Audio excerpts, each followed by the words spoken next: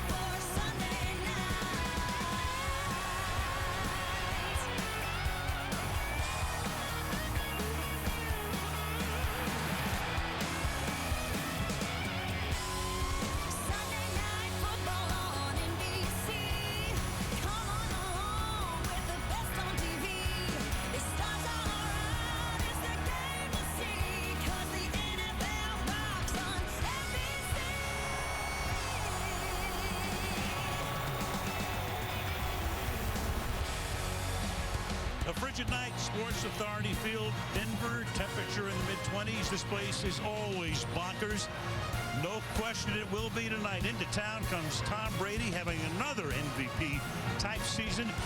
And his New England Patriots ready to take on Brock Osweiler and the Denver Broncos on Sunday Night Football. Al Michaels, Chris Collinsworth, Michelle DeFoya, welcome to Denver. At least temporarily a changing of the guard. Peyton Manning nursing a foot injury, hopes to be back in a couple of weeks. Meanwhile, it's Osweiler's team. He'll be at the helm again. Last week played well in Chicago. 2 touchdown passes, didn't turn the ball over. But what a test tonight, going up against Bill Belichick and a defense that has yielded the fewest points in the league. Meanwhile, the Patriots come in undefeated. They're 10-0. They're not talking about a perfect season.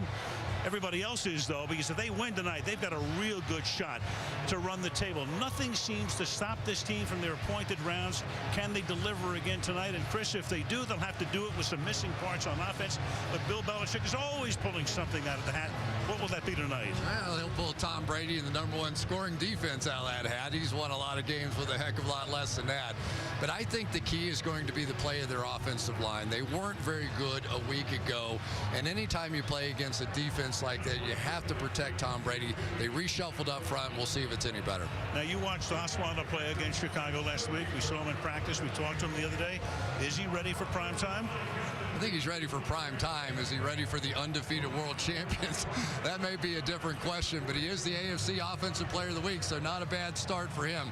But the show tonight is going to be this Denver defense that we saw shut down Aaron Rodgers and the Green Bay Packers just a couple of weeks ago, going against Tom Brady, who's having one of the best seasons of his entire career. Anytime you get the best against the best, it's going to be fantastic. Yeah, once again, we have one of those you don't want to miss it matchups. It's the Broncos and the Patriots on Sunday Night Football. Waiting all day for Sunday night. Forecast call for some snow, 1 to 3 inches, and here it is. It's come in over the last hour or so, temperature 26 degrees. Well, one guy who hopes to spend a lot of time in the New England backfield tonight is linebacker Von Miller of the Denver Broncos, who spoke with Michelle moments ago.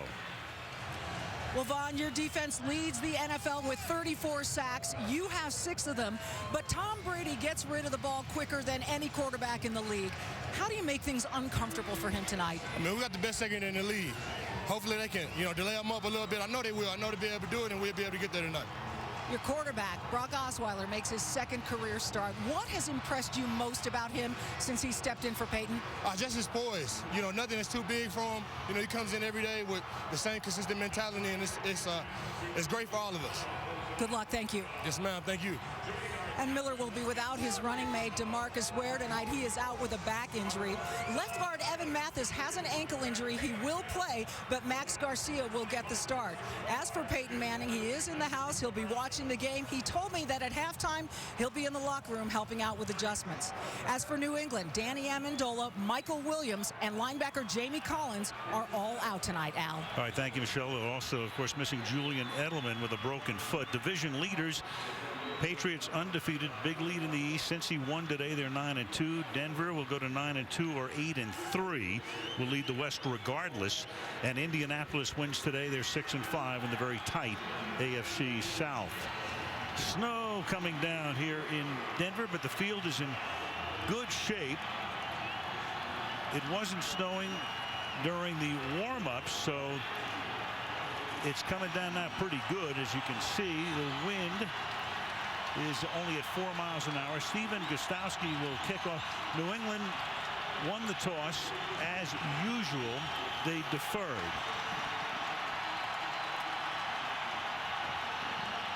Pyro over Sports Authority Field, which opened in 2001. Supplanting the old Mile High Stadium, and off we go from the Rockies. At the goal line, this is Omar Bolden. And Bolden will get taken down up at the 19-yard line.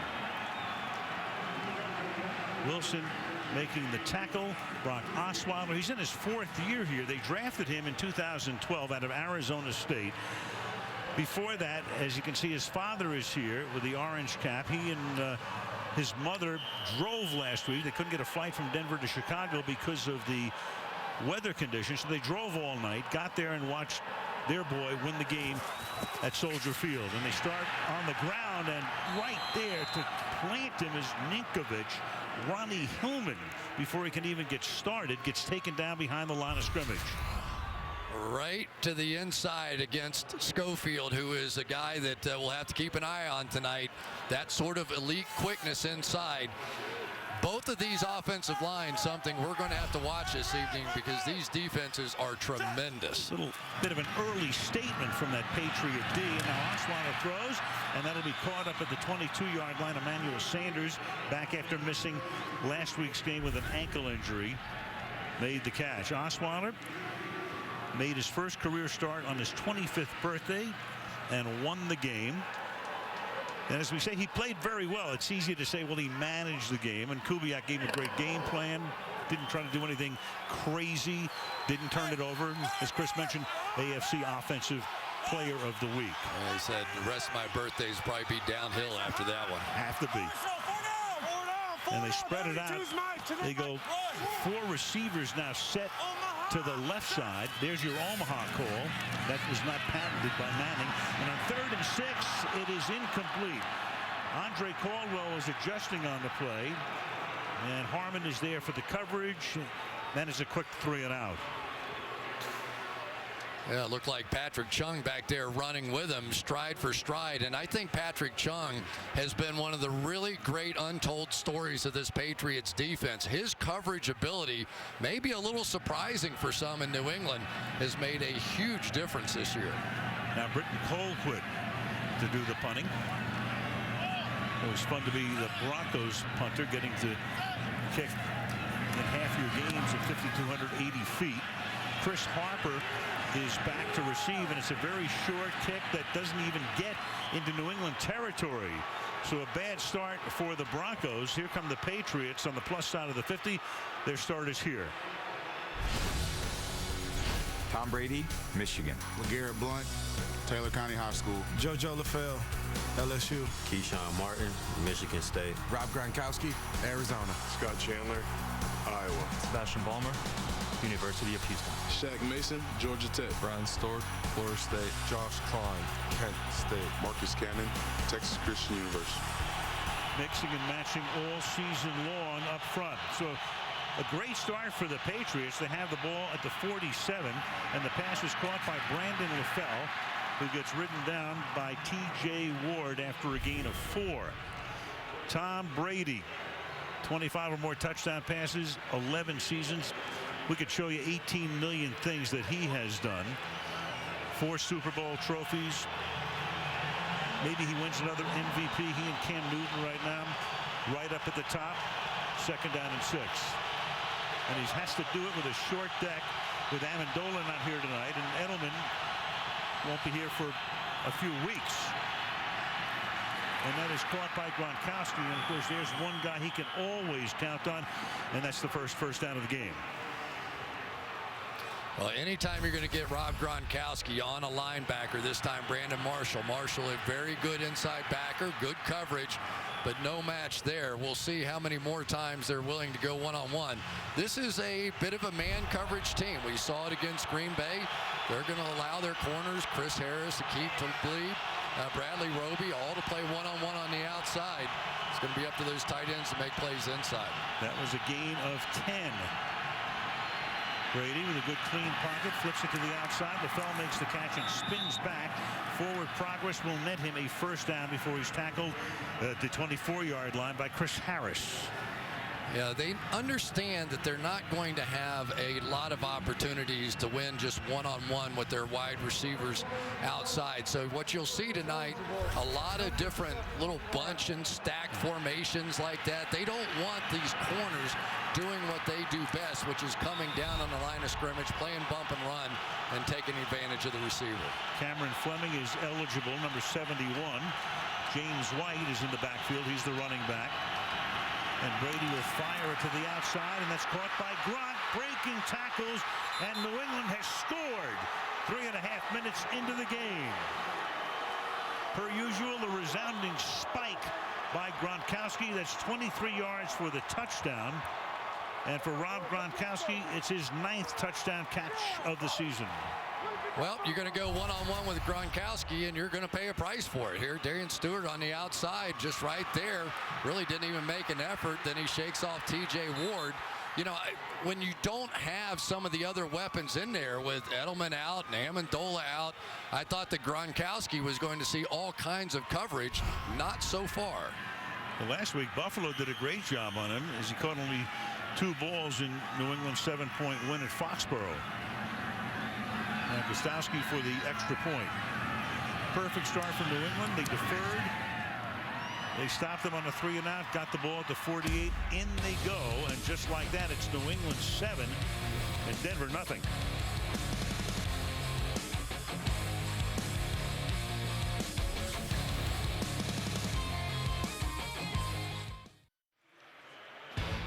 Sunday Night Football brought to you by Chevrolet. Find new roads. By Verizon, better matters. By Walmart, share wonder every day. And by Star Wars, The Force Awakens, in theaters everywhere, December the 18th. Well, members of the Pats and the Broncos into the holiday spirit this past week. Bob Kraft, who's here tonight, of course, with Jonathan, accompanied by Chandler Jones. Back in New England, Broncos hosted 45 children from the Denver Boys and Girls Club at their annual Shop with the Bronco event. Patriots have the best record in the 4 major North American sports since Kraft took over. San Antonio Spurs of the NBA would be second. Spurs were in town, beat the Nuggets on Friday night. And here are the Patriots tonight at Sports Authority Field as Omar Bolden takes a knee in the end zone. Let's take a look at the Denver offense.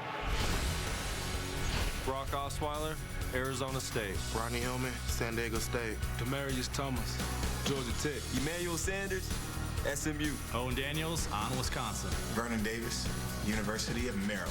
Brian Harris, Our Lady, Notre Dame. Max Garcia, Florida. Matt Paradis, Boise State. Luis Vasquez, Texas Tech. Michael Schofield, Michigan. Evan Mathis shaken and not starting tonight, but available to play. The longtime guard, formerly with Philadelphia, as Osweiler swings it out to the right side and trying to find some room. None there. Ronnie Hillman taken down by Dante Hightower. Well, there's no question without Jamie Collins in the lineup, it is going to be on Dante Hightower to be a force. And you talked to Matt Patricia, the defensive coordinator. He said, I'm trying to line him up in as many places as I possibly can. Jamie Collins was the guy that would handle the responsibility, covering the backs, covering the tight ends, a great blitzer. And now so much of that is falling onto Hightower. 2nd down and 10 from the 20-yard line. We're Receivers were set to the left. And that is Ronnie Hillman taken down by Branch. And let's take a look at that New England defense.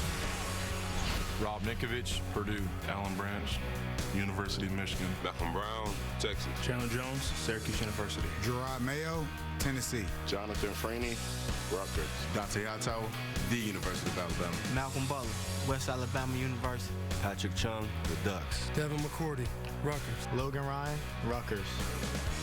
And the architect of that defense, Matt Patricia, has watched his team.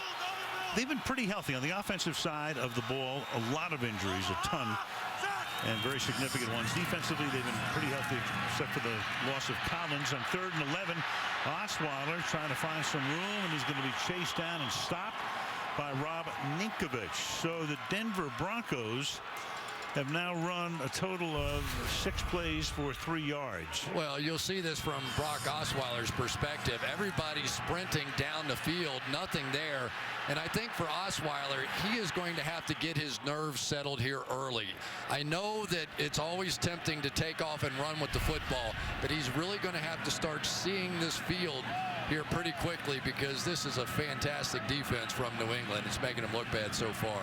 Now Colquitt, whose last punt was 25 yards, something you almost never see in this ballpark. It's going a little bit better. Fielded at the 40-yard line. This is Chris Harper, and he'll get run out of bounds and in front of the New England bench at the 50-yard line. Pats with the ball and a 7-0 lead in Denver. Back in Denver, New England on its first drive. Brady 4 for 4 for 47 yards and a Gronkowski touchdown pass. Start this drive from the 49, and that pass is behind and then dropped. That is Scott Chandler. Tight end came over from Buffalo in the offseason to work the other side of the line with Gostowski. Really hasn't caught many balls this year, but Tom feels that he can really work him more into the lineup now, especially in the absence of a guy like Amendola and with Edelman gone, of course. Yeah, and I'm sure Wade Phillips is going to try to begin to take away those easy throws from Tom Brady, because this pass rush is arguably the best in football right now. So you have to try and take away the quick stuff and force Tom to hold that ball. You saw those numbers, and those are stellar for Wade Phillips' defense. And then that pass is incomplete, intended for Chandler again. Let's take a look at that Bronco D. Derek Wolf, Cincinnati. Sylvester Williams, North Carolina. Malik Jackson, Tennessee. Paul Miller, Texas A&M. Brandon Marshall, Nevada. Danny Trevathan, Kentucky. Shaq Barrett, Colorado State. Akeem Talib, Kansas. TJ Ward, Oregon. Darian Stewart, South Carolina. Chris Harris Jr., Kansas J. James White in the backfield now on 3rd and 10. White scored 2 touchdowns in the Monday nighter, one on the ground and one in the air, and then the pass is caught on the outside, but a gain of only a couple there by Brandon Bolden. So that Bronco defense does its job here after yielding the touchdown on their first drive, 4th and 8. What a great play by Bradley Roby. He saw that thing early and did not hesitate. He shot right through the receiver to make a huge play, and that's more like it from the Denver defense standpoint. That first drive didn't look like anything they'd done all year. Omar Bolden is back to receive. Ryan Allen sends this one up into the air, and it bounces down the sideline and then goes out of bounds, and we'll see where they'll spot it. But Osweiler will start deep in his own territory. And they mark the ball at the 11-yard line.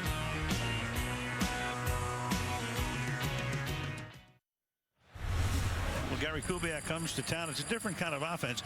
With Peyton Manning, he was only under center 15% of the time in the pistol or short shotgun, 35% half the time in the shotgun. Now with Osweiler, he's been under center 3/4 of the time. So people were talking about Kubiak comes in, could Peyton adjust to his offense? They kind of built a little bit of a hybrid.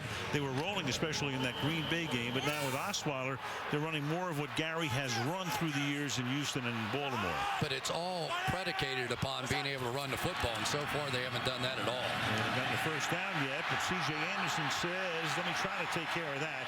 And he gets 9. Out to the 21-yard line. It'll be 2nd down and 1. Now that's what the stretch play is supposed to look like. They get everybody running horizontally. So here's everybody, the defense runs, and now the back can go back and with some cutback lanes here. That's what this offense is supposed to look like. You get that going, then you get the bootlegs, you get the play action. That's Gary Kubiak's offense. Now they have 3 tight ends in. Last week they used 2 tight ends on 2/3 of the plays. And trying to angle his way is C.J. Anderson for a 1st down, and appears to just have gotten it. You know, we talked about some of the reshuffled offensive line for the Patriots. Well, the same thing has really been true for the Denver Broncos as well. They have had to make some major changes. Ryan Harris, the left tackle, is their 3rd left tackle. Max Garcia playing tonight for Evan Mathis, who has the ankle issue. Play action, that buys a lot of time, and then the pass is taken in at the 35-yard line by Emmanuel Sanders. He gets whacked by McCourty and holds on, and that's a gain of 22 yards. A deep over route here by Sanders, but that was a rocket from Brock Osweiler. I mean, he reared back and threw that ball hard. It barely got a few yards off the ground, and Devin McCourty is probably one of the fastest guys playing the free safety position sideline to sideline, and not even he could get there on that one. Osweiler is 6 feet 8. Boot to the right side, and that'll be a 6-yard gain to the 49-yard line. Cody Latimer, 2nd-year guy drafted in the 2nd round last year from Indiana, scored a touchdown last week. Gain of 7, 2nd and 3. Isn't it amazing? You get this thing going, now you come out this way with it, and this is full effect now. You have seen this before with the Baltimore Ravens and Joe Flacco. It's exactly what they did. And now Osweiler, with that basketball background of his, very comfortable throwing on the move. 2nd and 3. Under 6 to play in the quarter. To the ground again, and then finding a big seam and picking up the 1st down is C.J. Anderson behind a Michael Schofield block. Now these interior guys starting to get some movement down here, and once again the cutback lane is there. Nice job on the backside by Ryan Harris, cutting it off there to allow that cutback to happen. Now Ronnie Hillman comes in as the running back from the 41-yard line. They give it to Hillman going left, and Ronnie gets bottled up again. That is Alan Branch making the tackle at the line of scrimmage. It'll be 2nd down and 10. Yeah, and one of the weapons now that the Denver Broncos have at their disposal is Vernon Davis. This is the first time, yeah, it's one thing to go run Gary Kubiak's offense, but that was so dependent on having 2 tight ends that could get vertical down the field in a hurry. Now number 80, Vernon Davis, is a guy that gives them that additional threat along with Owen Daniels. 2nd and 9 to the outside, too high for Demaryius Thomas. First time that their leading receiver has been targeted tonight. 3rd down and 9. Yeah, Gary Kubiak's a guy that it was interesting to see how this team built this, wasn't it? It was some hybrid system that kind of made Peyton happy, and a little bit of that, and the pistol, and the whole bit. But there was some good that came out of it, because there were some new formations that were introduced to this offense because of Peyton Manning that now they've incorporated into the offense that they feel pretty good against the Patriots with. It's funny, they were 7-0 at one point. A lot of people thought they looked like they were 0-7, but they got it together. 3rd down and 9, and then is caught on the run, and trying to get the 1st down is Benny Fowler, but he's going to come up a little bit short at the 32-yard line. Tackled there by Rashawn Melvin. So now let's see, Kubiak with his first big decision. I think they're going to measure that one. That one's close, but yeah. I don't think he has it. We'll get Paul McGuire out of retirement. Paul always used to be able to figure this out. Yeah, absolutely. Gave him a pretty good spot. So yeah, I thought it was a tad short too. But this, I'll tell you, I like this Benny Fowler kid. It looked like he was not even going to get close to that line, and he just kept driving. Yeah, really. This is one of those things. If he has a 1st down, you wonder if Belichick is going to challenge this. But let's take a peek here. Couple of links. Of course, the crowd, as is always the case in every ballpark, wants them to go for it on 4th and inches. Yeah, but then they boo if you don't get it. Of course. This is a stud front here for the New England Patriots. They have some big guys up front. Alan Branch, Silver Salinga, Keen Hicks, Chandler Jones. We've already seen what Ninkovich can do. This is going to be a challenge for this offensive line.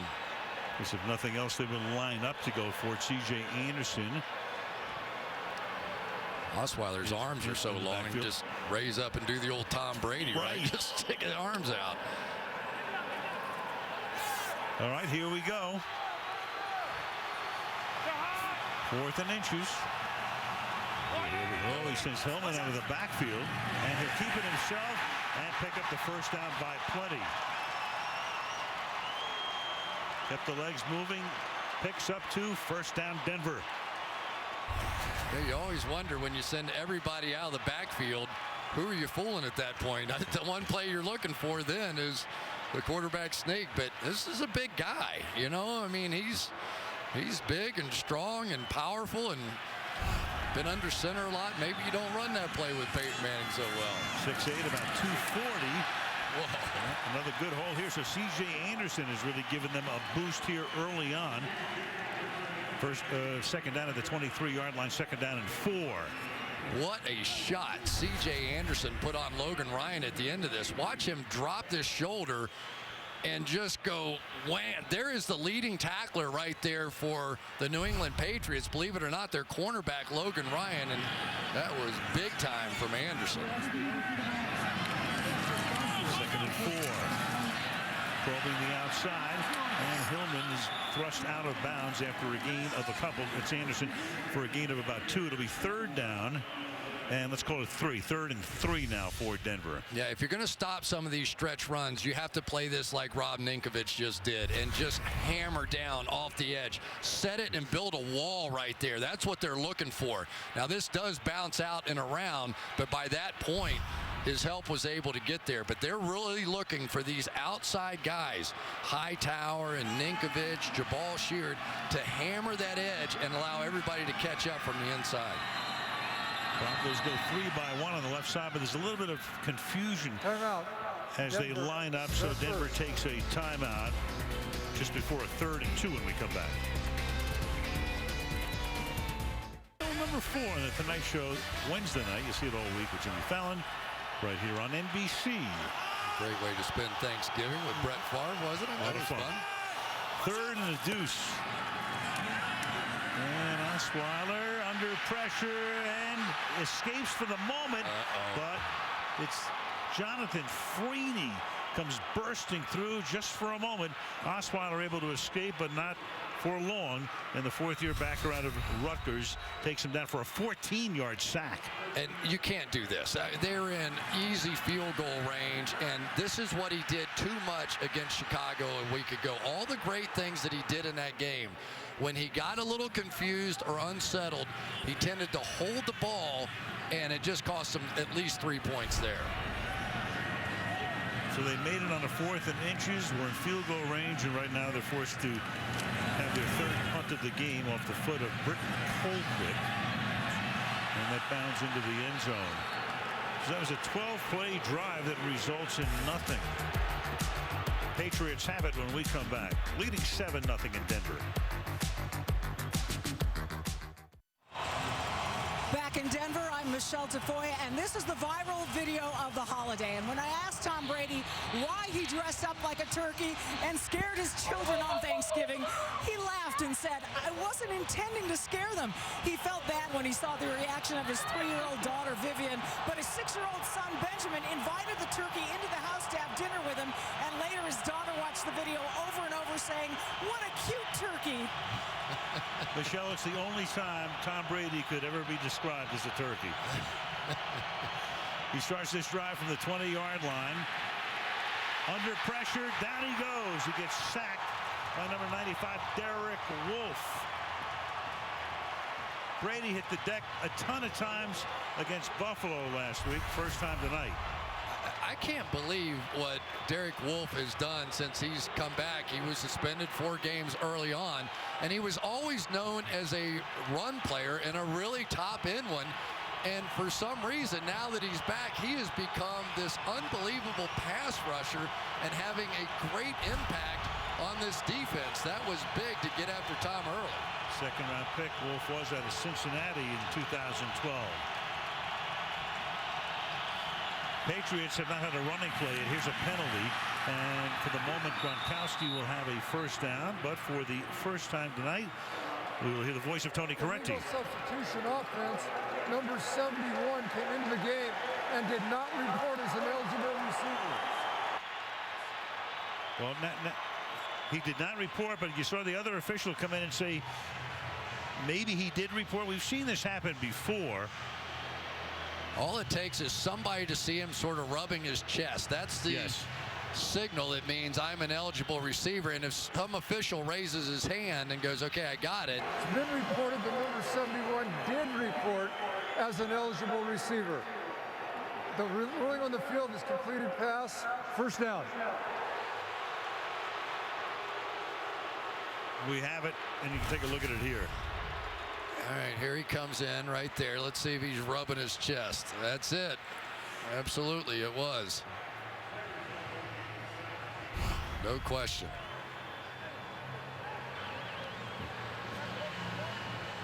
So the play counts. It is a pickup of 21 yards to the 33-yard line.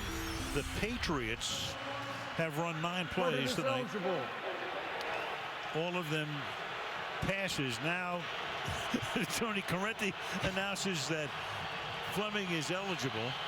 I think Fleming's probably thinking, thank God I didn't have to go back over and report to Bill Belichick. So is Mason at fullback. And this is a 2-yard gain. First time we've seen LeGarrette Blount, their leading rusher, carry the ball tonight. Their first rushing play, gain of 2, 2nd and 8. The Patriots this season almost 2/3 pass to run. It's the lowest running rate in team history.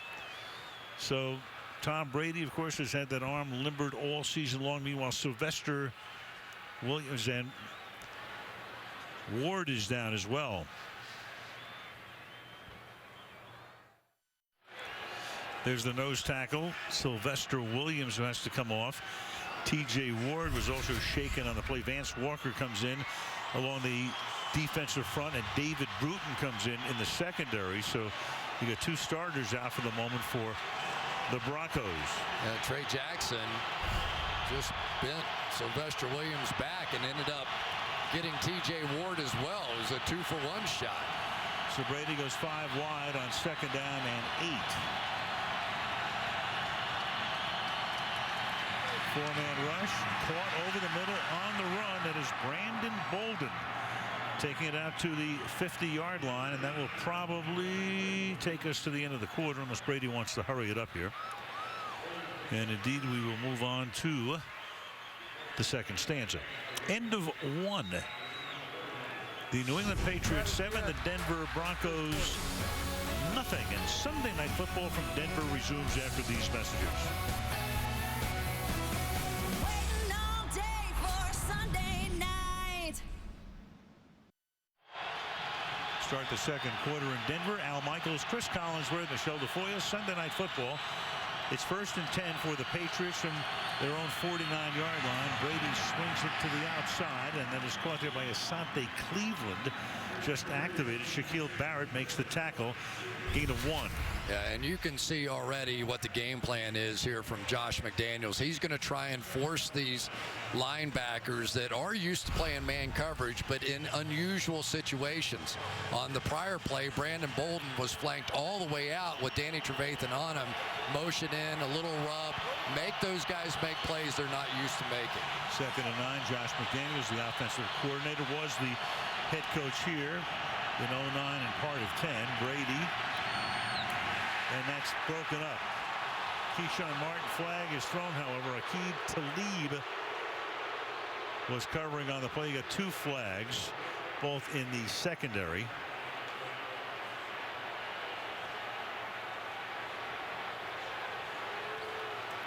And Tony Correnti will get it sorted out. And that's Ward and Williams There are fouls both going against off. both teams that will offset. Pass interference, defense number 21. Pass interference, offense number 87, blocking downfield. These penalties will offset. Replay second down. It looked like Talib was pretty clean knocking the ball away. Maybe he hooked that back arm. Yeah, you can see it right there as he tried to grab the backside arm there. And here's Gronkowski, just comes off and sort of plows right into Brandon Marshall, and they got him for that one. So that makes it 2nd down and 9 at the 50-yard line.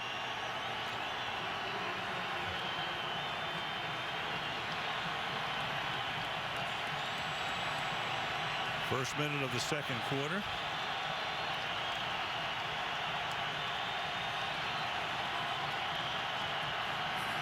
And Brady surveying, sliding to his left, throws, and that's incomplete. You know, you look at the Patriots and everybody's going, what are they going to do? You got Edelman is hurt. That's a big blow. If Amendola, he's gone, at least for tonight. But you keep forgetting you got Gronkowski. LaFell's pretty good too, and you can still throw to the running backs, and they just figure out a way to beat you. And you got number 12 back there, so that's not a bad place to start. But we just saw it there again, that they are not going to let Gronkowski get the one-on-one that he got on that first drive. I'm not sure why that happened on that first drive, but I'd be surprised if that happens much more this game. They were pretty stunning.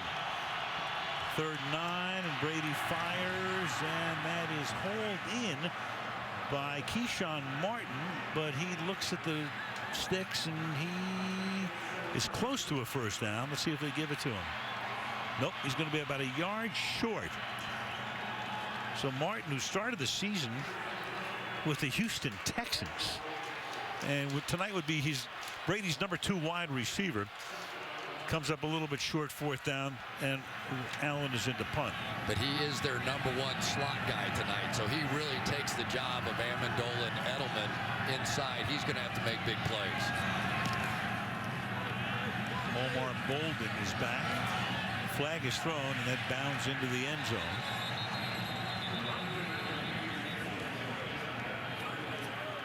So before Osweiler takes over, we'll find out here where they will start this drive.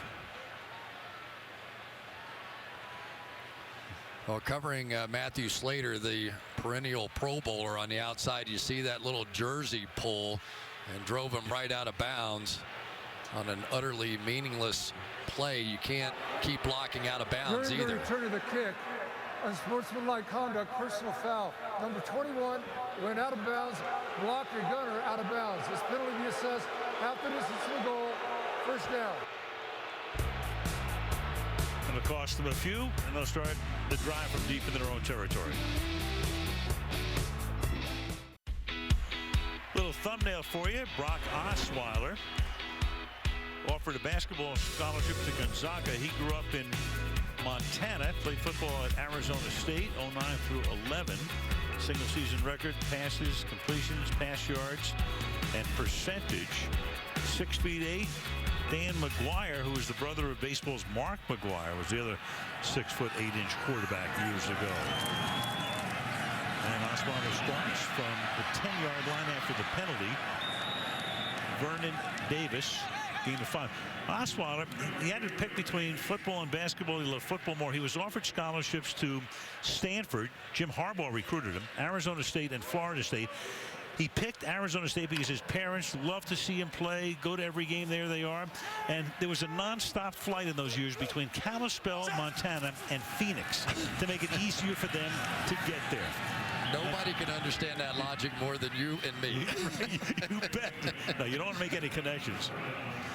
He is an entertaining guy.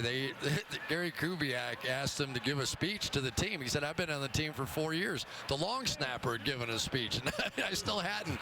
He was honored to do it. He said, I really appreciate that 5 minutes that he gave me to think about it beforehand.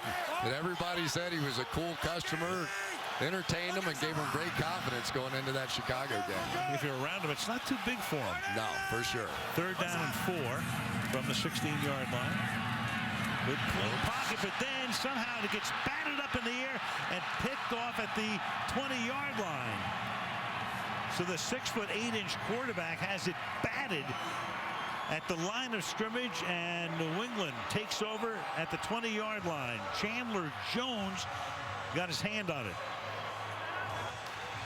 Jabal Sheard right here on the outside of this thing is going to get the pressure right up and around and get his hand on the arm of Osweiler. Then that thing shoots straight up in the air, and one of the best athletes around, Chandler Jones, is going to go rebound a little bit. Said, take that, Gonzaga.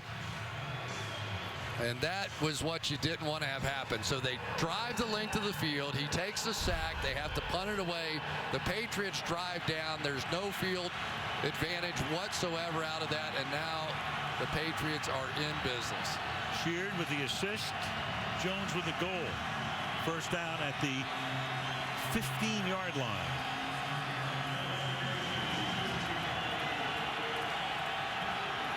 White and Bolden flank Brady in the backfield.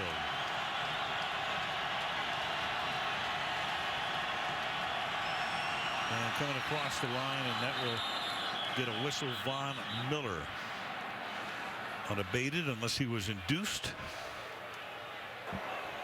Neutral zone infraction, unabated to the quarterback. Defense number 58. 5-yard penalty remains, first down. Let's go to Michelle. Well, T.J. Ward and Sylvester Williams, you saw them both leave the field on a cart. Both are questionable with ankle injuries. They are in the x-ray room. Sylvester Williams has had his done. Ward just went in, so we'll get the results as soon as we can, Al. All right, Michelle, 2 starters missing, and of course they're minus DeMarcus Ware with a back injury, and he's missing his 4th game in 6 weeks. Through the middle on a first and short goes James White. That'll make it 2nd down and 4. You know, a lot of new looks on this offensive line. They were not good a week ago, so now they bring Sebastian Vollmer, who usually plays right tackle, to left tackle. They put Marcus Cannon, who had struggled with that right big toe of his, from right tackle to left tackle, so there wouldn't be as much pressure on that toe. We watched the tape. He barely would put that right foot in the ground, and it really hurt him playing left tackle last week. Looks much better now on the right side.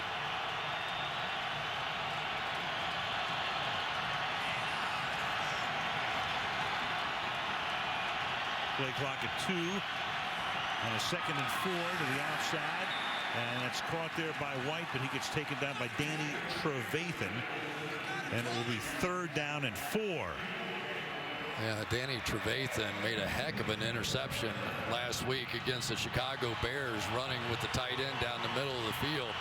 And these linebackers are going to be key. They're good cover guys, but Tom Brady clearly wants to get his backs and tight ends working on those guys. Let's see if he attacks there again. Yeah, Brady really took shot after shot last week. He said later it was 3.5 hours of agitation, but they won the game. 3rd and 4.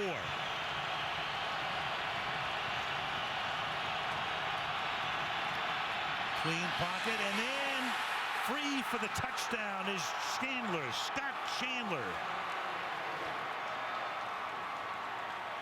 So Tom Brady able to exploit the weaknesses in that secondary. Ward out, Chandler is able to get free, touchdown New England. And there's Bruton, the replacement for T.J. Ward. That was just a 2-deep zone defense, not contact, not allowing Chandler to get outside of him. Should have been Von Miller, who probably has absolutely no experience doing that. When he allowed that outside release, it was just pitch and catch for Tom Brady. The former Buffalo Bill with his 3rd touchdown catch as a Patriot. So both New England touchdowns tonight scored by the tight ends.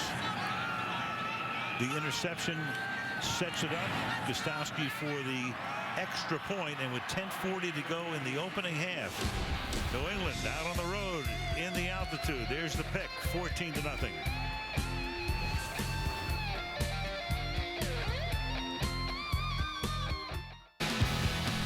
Brady Manning wasn't to be tonight, but they've met 16 times regular in postseason. Tom has taken the measure 11 of those 16. And through the years, I mean, what a duel it has been, what a rivalry it has been. Peyton is in the stadium tonight. He was out on the field before the game. Saw him at the Broncos practice the other day in a walking shoe. Also nursing some sore ribs and hopes to be back. Not next week, but maybe the week after. Could the end of this season have one of those amazing stories with Peyton Manning? Who knows what lies ahead. Touchback here. Let's take a look at the what the adornment is on the foot of Peyton Manning out before the game. Could there be another Manning Brady? Well, I guess if Peyton comes back and they meet in the playoffs, then you could have 17. Yeah, it's a legitimate cast on there, a little fiberglass, and obviously they're trying to get that thing healed up and hoping that Brock Osweiler can hold the fort. He hasn't done too badly. His big mistakes, though, just like a week ago, have come from holding the football when he hasn't found the first receiver open. Begin this drive from the 20-yard line and back to the ground where they were effective earlier. Anderson gains 3, and we go to Michelle again. Well, guys, here's what Peyton Manning's dealing with. The plantar fascia attaches the front of the heel to the beginning of the toes, forming the base of the arch in the foot. Manning's is tearing away from his heel, resulting in stabbing pain, and the majority of it is in the area we've highlighted there. He's in a walking cast, as you mentioned, for at least another week to promote healing. Pain management will be the biggest concern once he returns, guys. Ain't no fun. We know that. 2nd down and 7. And Osweiler is going to send it deep downfield, and it's batted away at the last moment. That's Malcolm Butler, the Super Bowl hero, batting it away from Emmanuel Sanders. It'll be 3rd and 7. You know, Malcolm Butler is probably allowed as many or more passing yards than anybody on this defensive secondary. But let me tell you what they've done to this guy. He always has the toughest assignment. Make no mistake about it. Other guys have played well in the secondary. This guy is the Darrelle Revis of this football team right now, and he's done a fantastic job. Meanwhile, Demaryius Thomas has been quiet tonight. He's only been targeted 1 time. 3rd and 7. And Osweiler will throw. And that'll be caught, but well short of the first. Well, Anderson, well, he has other ideas. And he's able to pick up a couple of more, but still shy of the 1st down, and another Denver punt upcoming. Really nice hustle that time by the Patriots defense. It looked like Patrick Chung was going to have him wrapped up, and then he escapes and would have picked up the 1st down if the rest of the defense had not been hustling. You'll see Rob Ninkovich flying over here. Chung gets the first shot. A little stiff arm, you get off of me, but luckily Ninkovich was hustling and made the play. 4th punt of the game for Britton Colquitt. And Chris Harper, a rookie from California, one of their 3 wide receivers active tonight, pulls it in at the 18-yard line and brings it back to the 24. 9:21 to the half in Denver.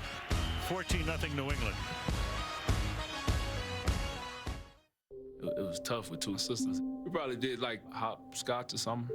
My youngest sister's still playing ball. She swears she can beat me at anything. My family, I love them all.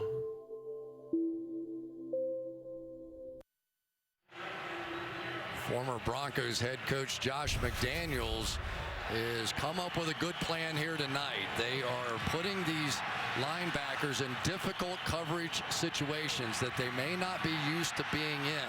Paid off for a touchdown here on the back end. It was sort of a 2-safety deep look, and instead of Von Miller funneling that receiver back to the inside, led him to the outside. The safety had no chance whatsoever. Mistakes made, maybe in part to the fact that T.J. Ward out of the game now. From the 24-yard line, Brady fires it incomplete. Intended for Gronkowski. Yeah, McDaniels was here. It wasn't a pretty partnership, he and Jay Cutler, and that's why Cutler left. And Josh was fired in the middle of the 2010 season. Got back to New England under Belichick, and I would say right now, of course, he'd be one of the hot assistants in the offseason. I think he is the hot assistant, and I asked him about it, and he said, I talked to Tony Dungy, I talked to Bill Belichick, I said, what's your advice? He said, they all said own it, accept the fact that you failed and grow from it. He said, I know now it's all about people, relationships, and patience, and making good decisions. I think I'll be much better next time. 2nd and 10. Good protection for Brady. Caught 28-yard line. Good tackle made there by Shaquille Barrett on James White. Upcoming is a 3rd down and 5. Well, what do you do if you have one of the best pass rushers in football outside? You bring in an extra offensive lineman. Why not? There's Cameron Fleming doing a good job protecting that edge. And then there's Shaq Barrett, who's really done a pretty tremendous job filling in for DeMarcus Ware on the other side, making the play. Again, that defense minus Ward, minus Williams. Ware inactive tonight. So Wade Phillips has had the mix and match. Empty backfield on a 3rd and 5. 4-man rush. Pass is caught, but a great tackle is made there. Gronkowski tackled by Darian Stewart, former Baltimore Raven, and it's 4th and 3. Talk about shot out of a cannon. Darian Stewart, who's really had a nice season this year. Watch him read this all the way. He knew exactly what was coming the minute that Gronk started down inside, and I'm sure Gronk's probably thinking that might have been T.J. Ward. T.J. Ward was the guy that initially injured his knee on a low blow just about like that. Ryan Allen sending it down toward Omar Bolden from the 16. Bolden brings it back to the 23-yard line.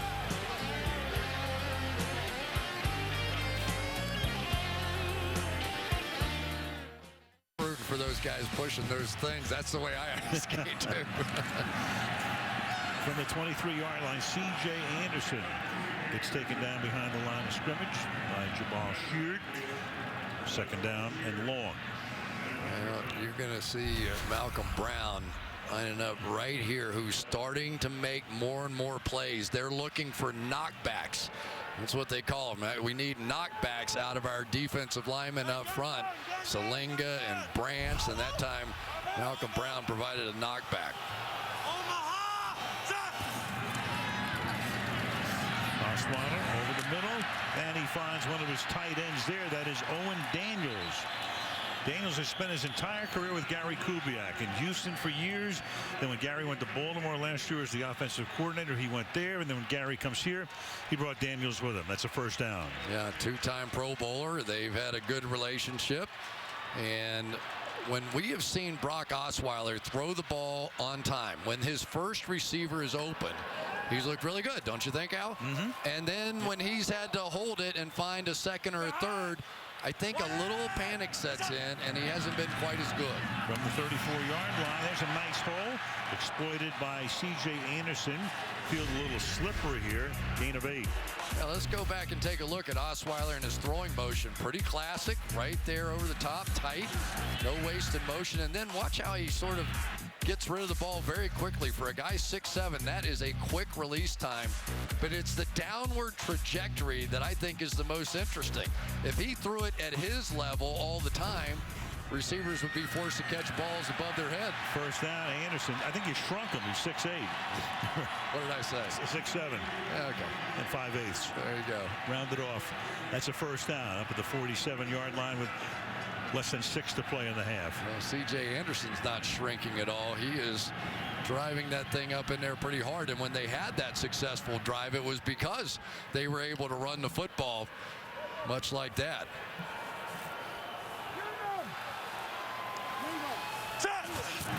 14 runs, 14 passes thus far for Denver. And trying to get some room to the outside. Ronnie Hillman, but they've bottled him up all night. Let's go to Michelle. Well, more shuffling on that Broncos offensive line. Right guard Luis Vasquez is questionable with a groin injury, so Max Garcia has moved over to right, and Evan Mathis, who has been dealing with an ankle injury, is in at left guard, guys. All right, thank you, Michelle. So poor Evan Mathis. I tell you, yeah. He hasn't been healthy not 1 second this entire year. His hamstring was so bad. It was black from the entire length of his leg. He was still playing. Hurts his ankle, was going to take the week off, and not so much. Number 69, the former Philadelphia Eagle in his 11th year, fired over the middle, and that will be caught for a 1st down. Emmanuel Sanders, who's been Osweiler's main man tonight, tackled by Butler, and that will be a 1st down at the 39. There you go. Ronnie Hillman's going to pick that one up. Let's see if this is a catch. Does he hold on all the way? Looks pretty good to me. It would have to be challenged to be overturned, and Belichick has heard from the guys upstairs, you're not going to win it from the 39-yard line. This is Hillman. Hillman just can't get going tonight. Anderson's gained 41 yards, and Hillman on 6 carries has net 0.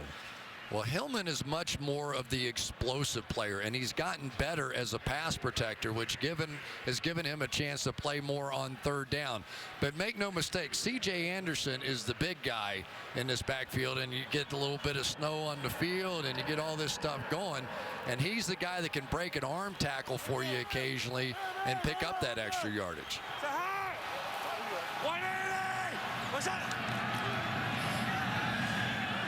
Play action. Dump it off. Daniels makes the catch, and Owen Daniels picks up his 2nd first down on this drive to the 28-yard line. Yeah, having these 2 tight ends that are vertical threats in the game allow you to also do things like tight end screen. So now you sit back, you help in the protection a bit, and sneak out. It doesn't always have to be a running back, but both of those guys very adept at running with the ball once they get it in their hands. So whether it's Vernon Davis or Owen Daniels, good options on both sides now with the screen game. Hillman back in on a first down from the 28-yard line. And finally, he busts one. Does Hillman to the 19-yard line, tackled there by Freeney. Gain of 9, 2nd down and 1. I like the job that Matt Paradis is doing, the young center. Watch him right there. He's going to reach out here and be able to take care of Malcolm Brown on this one and just stay in front of him.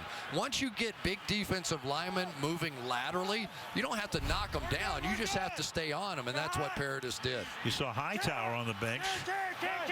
So he's out on a 2nd down and 1 from the 19-yard line. They toss it to Hillman. He's got a convoy there, and Hillman breaks a tackle and goes to the end zone.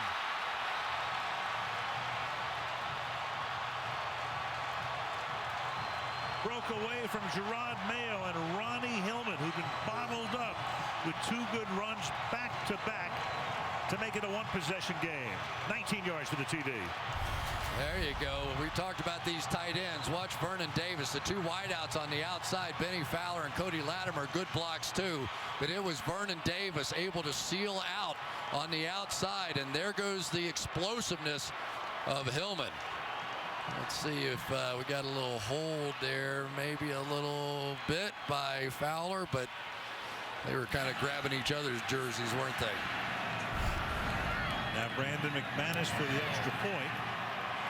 And Denver with a much-needed drive, as New England will get the ball, and then they will get the ball to start the 2nd half.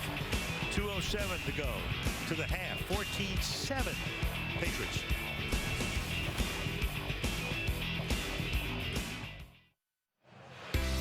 Aerial coverage being brought to you by Geico. That's the city and county building.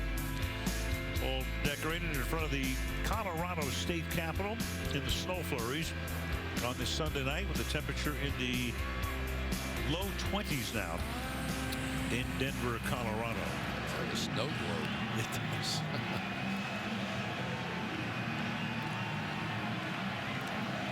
Well, that was good. Brock Osweiler that time. They put together 2 long drives. The one resulted in nothing, but they do get the touchdown on that one. That was 77 yards, 10 plays, a couple of big catches by Daniels. Sanders made a big play as well. And Brady will start this drive from the 20. And we can tell you the Sunday Night Football being brought to you by Toyota. Let's go places. By Bose, music deserves Bose. By Microsoft Surface, the official tablet of the NFL. And by Minions, own it December the 8th. Michaela Schifrin, she won the World Cup slalom in Aspen yesterday. Well, she's going to be something looking ahead to the Olympics. Aspen Kelly Hayes following that, of course, former Malibu Kelly Hayes. Gets you a little fired up for the Olympics, doesn't it?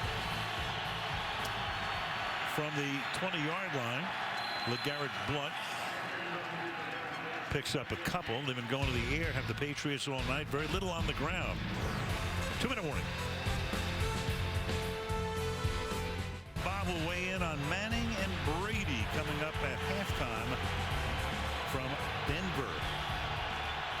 second down and 8 now from the 22-yard line.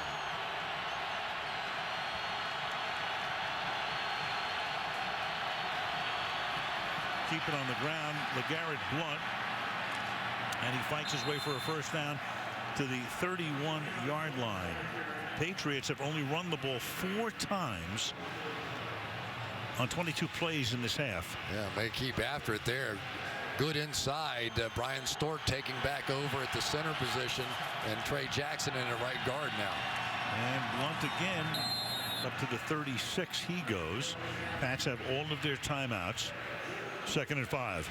Well, you have to get a little nervous if you're playing defense against the Patriots right before the half, right? This is when they all tend to double up on you. Score one here and then score one at the beginning of the second half. Yeah, they deferred. Get the ball in the 3rd quarter. 2nd down and 5. And back to the ground they go. So it's been pass, pass, pass. And now it's run, run, run. And that'll make it 3rd down and 3. Yeah, and the flip side of this is the Broncos are heating up a little bit on offense, so this becomes a big 3rd down play here. Denver has 2 timeouts left if they choose. Yeah, somebody is going to take a timeout unless the clock stops from an incompletion here at the end of this play. We got a corner, Bradley Roby out on Gronkowski wide. Now Darian Stewart walks that way. And they're just going to run it on the ground, and now Denver can take a timeout if they so choose on a 3rd and 3 as James White gets stuffed, so they don't go to the air at all here on this drive. And the Broncos have chosen not to take a timeout, and they'll just go to the locker room content being down by 7. But New England will get the ball as we start the 3rd quarter. Yeah, don't you think that Gary Kubiak is probably thinking, boy, my quarterback just had his best drive of the day. Let's go in with a little confidence at halftime. Yeah, either that or Denver. Well, now they take a timeout. If nothing else, I would have taken a timeout just to make them punt, because you don't know in these conditions with a snap, a block, and all of that. But they do take the timeout, which is going to force them to punt. Okay, NFL fans, you can order your holiday gifts from NFLShop.com. Save up to 20% at the official store of the NFL, NFLShop.com. And Michelle will weigh in again. Michelle?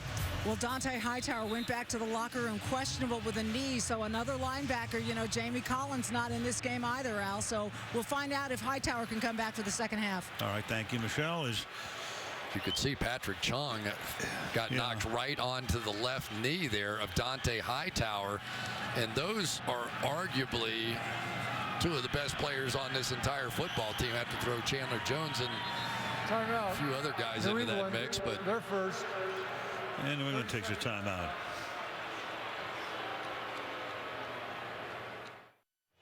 What's interesting here is that New England figuring it's only 5 seconds. Denver waited for the timeout. Instead of punting, why not have Brady take 1 shot at the end zone? Or just take it and throw it straight up in the air and let the clock run out. Right. There you go. Or throw it out of bounds. Right. That's it. There's your 5 seconds. There you go. And that'll kill the clock. So they didn't want to punt. And it's a 1-possession game. It's 14-7. That's our halftime score. Coming up next, the Toyota halftime after these messages.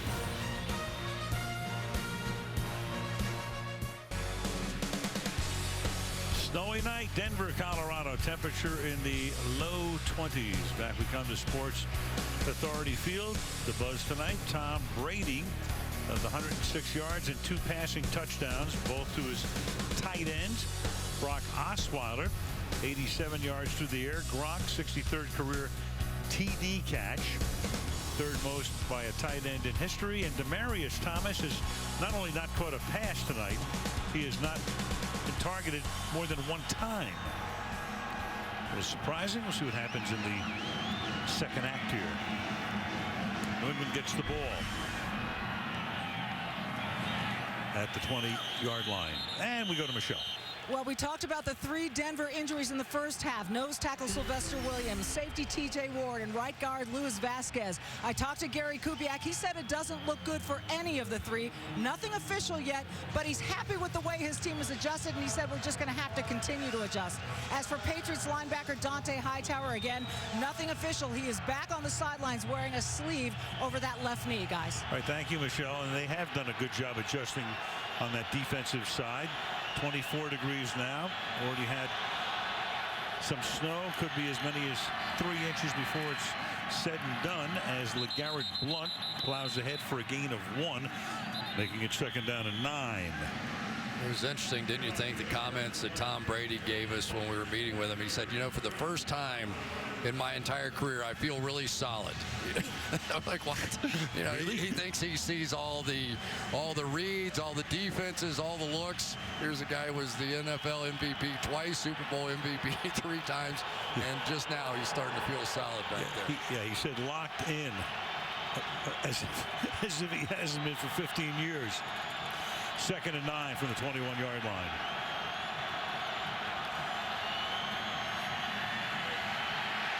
And Brady going down. Vance Walker, great spin move. He did a full spin around it, but a flag is down. And you're going to get a personal foul here on Miller. Personal foul, unnecessary roughness, late hit. Defense number 58. 15-yard penalty, automatic first down.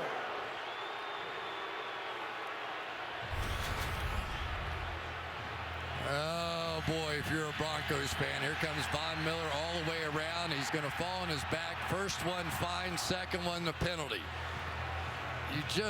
I know how frustrating it gets trying to get after Tom Brady. He's so quick releasing the football. But that was just a killer right there after that big play. No question. Otherwise, it would have been 3rd down and long. Instead, it's a 1st down up at the 29-yard line. LeGarrette Blount is the running back. That's Gronkowski moving over to the right side. Play action. Now Brady fires over the middle, and that's caught by Gronkowski. So they moved him to the right side. Came out of the slot, cuts across the field.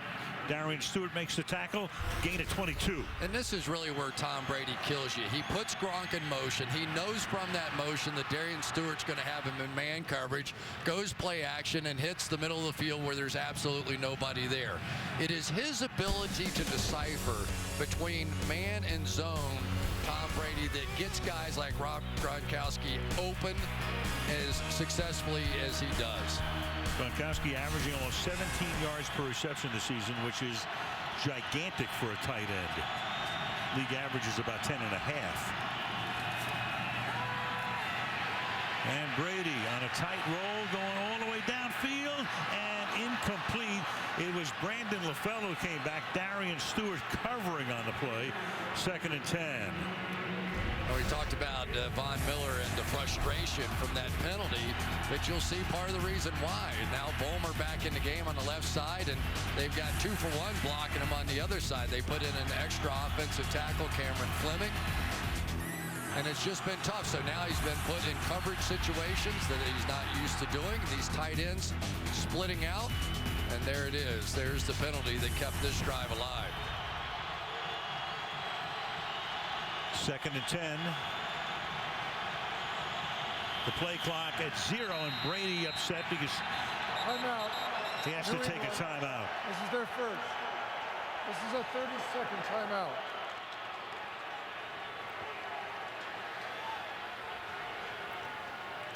Brady, well, he spent 3.5 hours of agitation the other night trying to get the timeout here, and he does, and well, that's Tom. Yeah, well, you know, it's a different look. I mean, this offensive line from the beginning of the year has been shuffled and shuffled again. Brian Stork's been back a few weeks. He was on that concussion IR to start the season. He was their center a year ago. It's been David Andrews. They just keep flip-flopping around, but this is really the first time they've been healthy up front, but they haven't played a lot of football together. They really haven't. This group, I think, is the one they hope settles in here, but they haven't played a lot together. 2nd and 10 from the 49.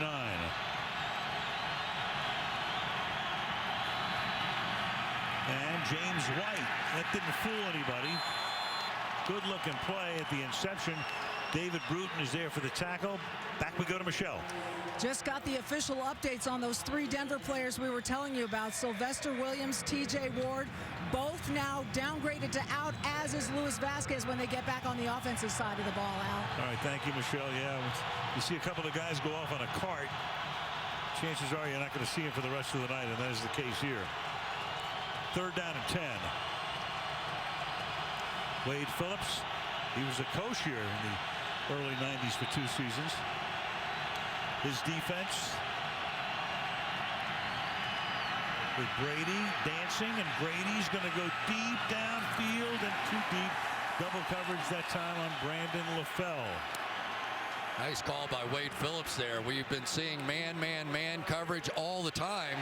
And then in that 3rd down and long, he comes out and plays his own defense. And I think Brady thought, why not? Let's just take a shot down the field here, see if we can take advantage of some of those injuries in the game. Good cover up by Omar Bolden there at the end of it. There's Shane Ray, the young rookie pass rusher. Allen's kick is a good one.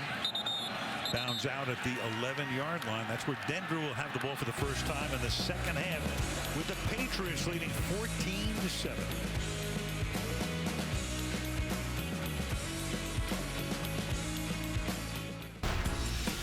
Patriots are 10-0. Brady, it's the second time he's had a 10-0 team. Peyton's had 2 of them in 05 and 09 in Indianapolis.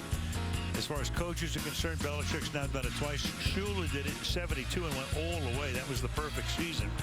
And again in 84. Don't hear much about the perfect season yet, do they? It's almost like they were kind of been there, done that.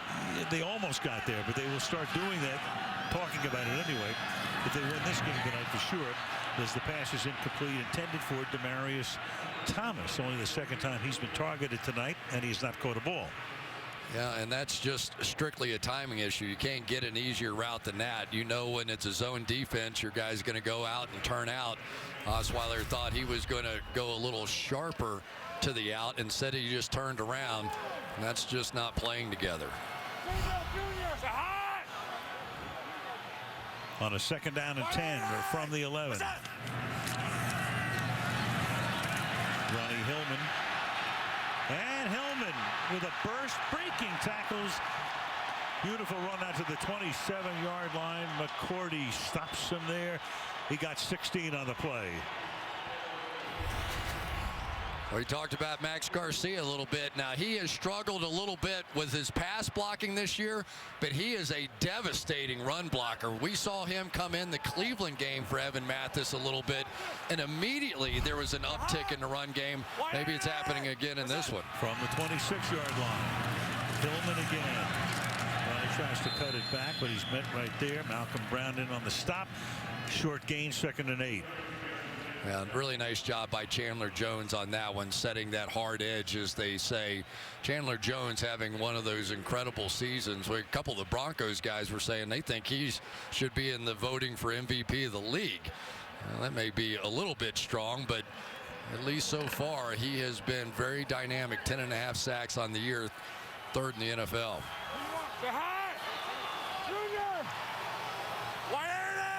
C.J. Anderson back in. Blitz coming, and Osweiler steps away and then throws a little bit too high. Intended there for Demaryius Thomas, so they still can't get it to their leading receiver. Well, so far, you've got your leading receiver. He has 875 yards worth of catches, but it has been Logan Ryan, who maybe is the unsung hero of this football team this year. Ryan already has 4 interceptions on the year and basically has taken Demaryius Thomas out of the game. So 3rd down and 8 from the 27-yard line, early 3rd quarter. Patriots trying to go to 11-0. Denver trying to go to 9-2. And to the outside, and that's caught by Anderson. And before he goes down, he picks up the first down, and a flag is thrown as Tavon Wilson grabbed him around the neck. So this should tack on 15 more. Tavon Wilson knew he was in trouble. Personal foul, grabbing the face mask. Defense number 51. 15-yard penalty, an automatic first down. Going to call that one on Mayo.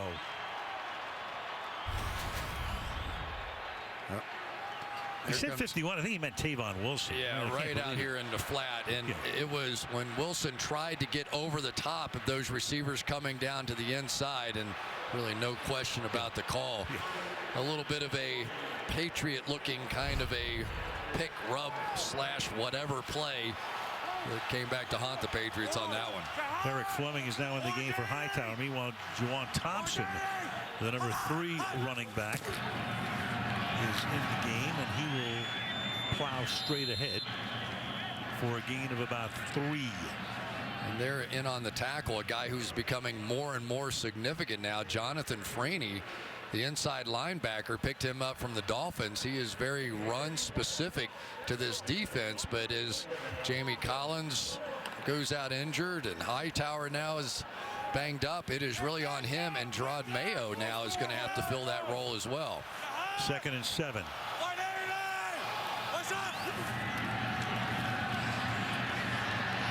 Osweiler, and he's going to go down, so he's trying to move up in the pocket, and Malcolm Brown, their number 1 draft choice out of Texas, will get the sack. 3rd down. Tell you, the guy that's getting harder and harder to block, and that's Jabal Sheard coming off of the edge right here. He's going to go right through Schofield. Now, he's not going to get credit for that sack, but he and Chandler Jones forced Osweiler to step up so quickly. There it was for Malcolm Brown, I believe it was, to make the sack. 3-yard sack. It's going to be 3rd down and 10. Ball at the 46-yard line. And Osweiler fires over the middle. It's caught. Emmanuel Sanders. Another big catch for number 10, who missed last week's game, came back from an ankle injury. That was a 3rd and 10, first down, gain of 21. And let's give some credit to Sanders on this one. This one, you know you're going to take a shot. He said, I'm okay with it. It's 3rd down. Just throw it in here, big guy. And that was well read. He had to wait for that backside window to pop open. Huge conversion right there to now get him down in field goal range. Ball at the 30-yard line. Ronnie Hillman is the running back. Tries to cut it back. You see the flag come in. Darius Fleming makes the tackle.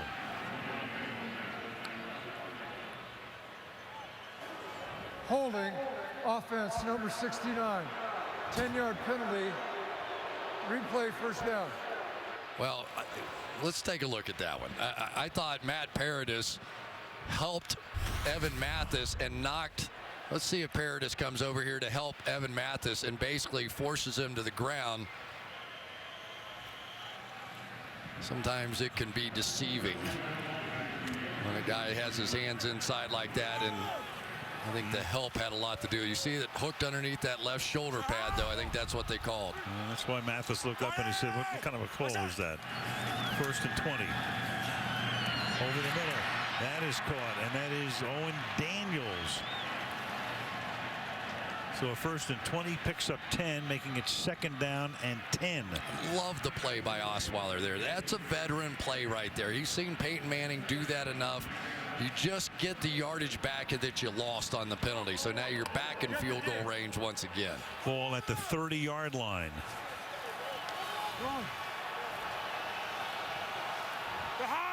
Yard line's getting obscured. Snowed since the beginning of the game. Osweiler was able to step away, then throw, and that's knocked away. Incomplete. Intended for Logan Ryan. Trying to get it to Thomas. Couldn't again. 3rd and 10. Demaryius Thomas should have had this catch. He stopped coming back to the ball. He drove down deep enough, but then it was Logan Ryan who kept coming for the football and not Demaryius. You see him slow down right there. Allowed Logan Ryan to get there. Should have been a completion. So 3rd and 10 at the 30. A little over 7 to play in the 3rd. 4 receivers to the left. Osweiler gets it away, but he gets whacked as he throws it. Chandler Jones and Jabal Sheard came in, and now you got about a 48-yard attempt, which normally would be pretty easy, but of course in these conditions nothing is that easy. Jonathan Freeney, a little delay blitz, and then he's going to come shooting inside here. Osweiler saw it at the last second and really makes a great play. That was a play he took a sack on a week ago. He's learning. Spotted at the 30 at a 48-yard attempt for Brandon McManus, who's missed only one field goal this season, at a 52-yarder at Cleveland. And he's missed his second. So again, under the circumstances, anything but easy. New England's going to get the ball at the 38-yard line with 6:57 to go in the third in Denver, and the Patriots on top 14-7.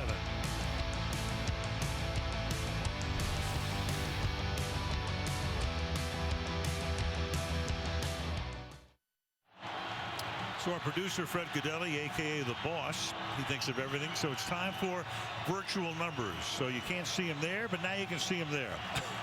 How about that? Yeah. Makes it a lot easier for everybody. We'll keep that in as long as the field looks like this. The ball is at the 38-yard line. On first down, Brady turns and on a draw. Good-looking run play here. Gain of 9. That's Brandon Bolden. Stopped at the 47-yard line. It'll be second down and 1 for New England. Yeah, they're just trying to find the right combination of players now at that running back position. Bolden's a little bit bigger guy. James White probably a little shiftier, better receiver. Like Garrett Blunt, sort of the closer, the hammer maybe in the fourth quarter, but they're still trying to replace Dion Lewis. It has not been easy. Down for the year, and what a tackle there by Derek Wolfe. Comes in again and bursts through to take Bolden down behind the line of scrimmage.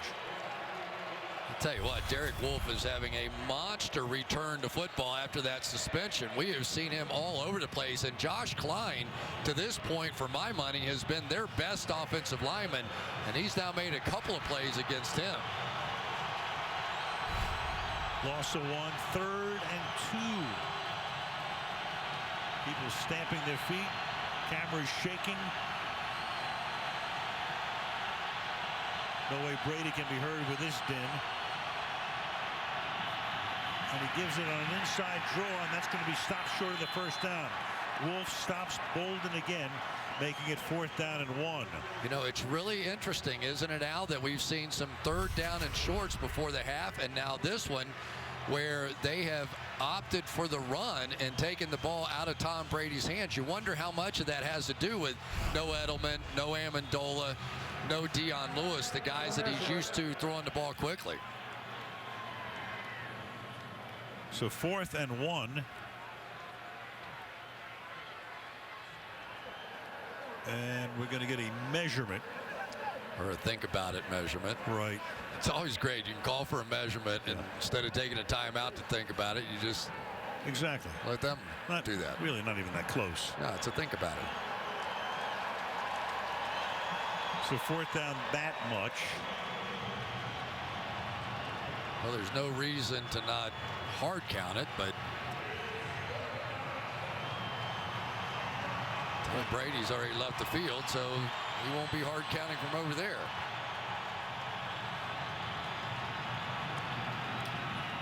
This will be Allen's 5th punt of the game. He's had a pretty good night. He's averaging 43 in these conditions. Try to put it out inside the 20-yard line if he can.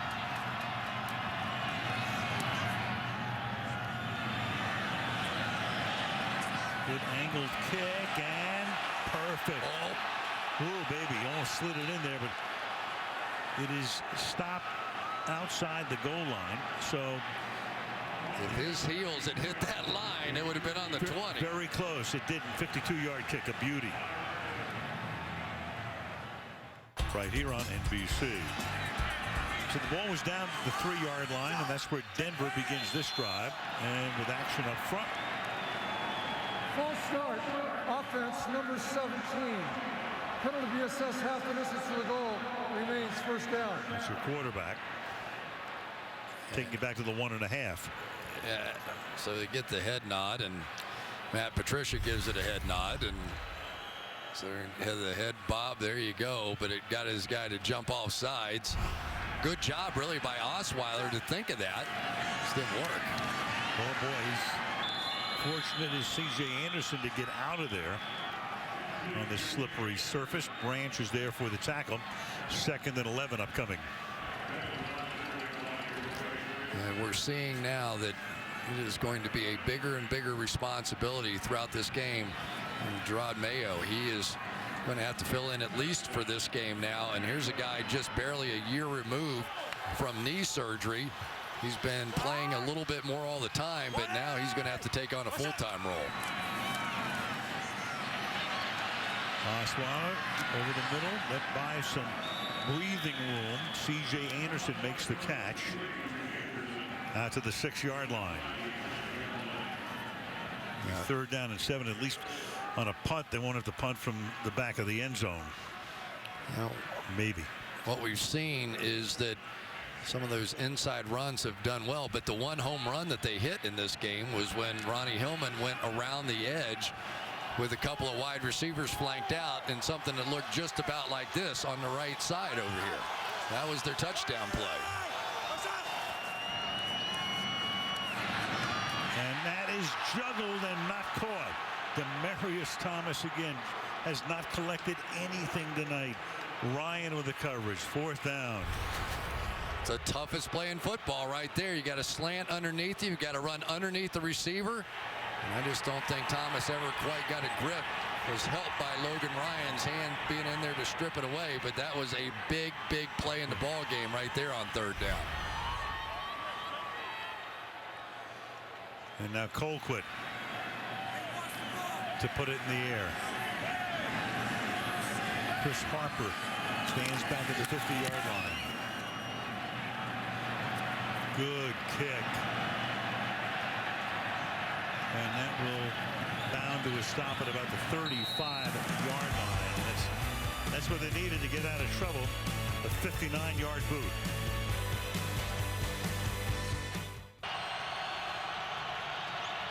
From the 35-yard line, this drive begins with Blunt up to the 38. So Tom Brady, Dion Lewis was such a big part of the first half of the season. Tore his ACL week 9.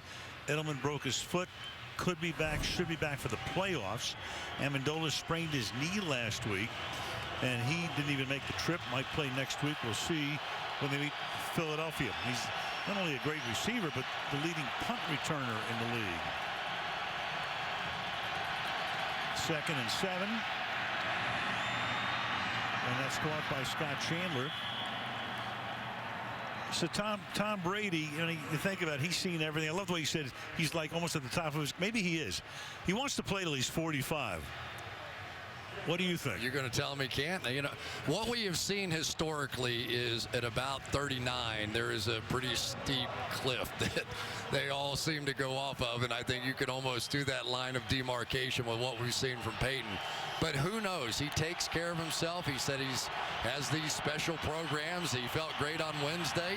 Who knows? Maybe he can.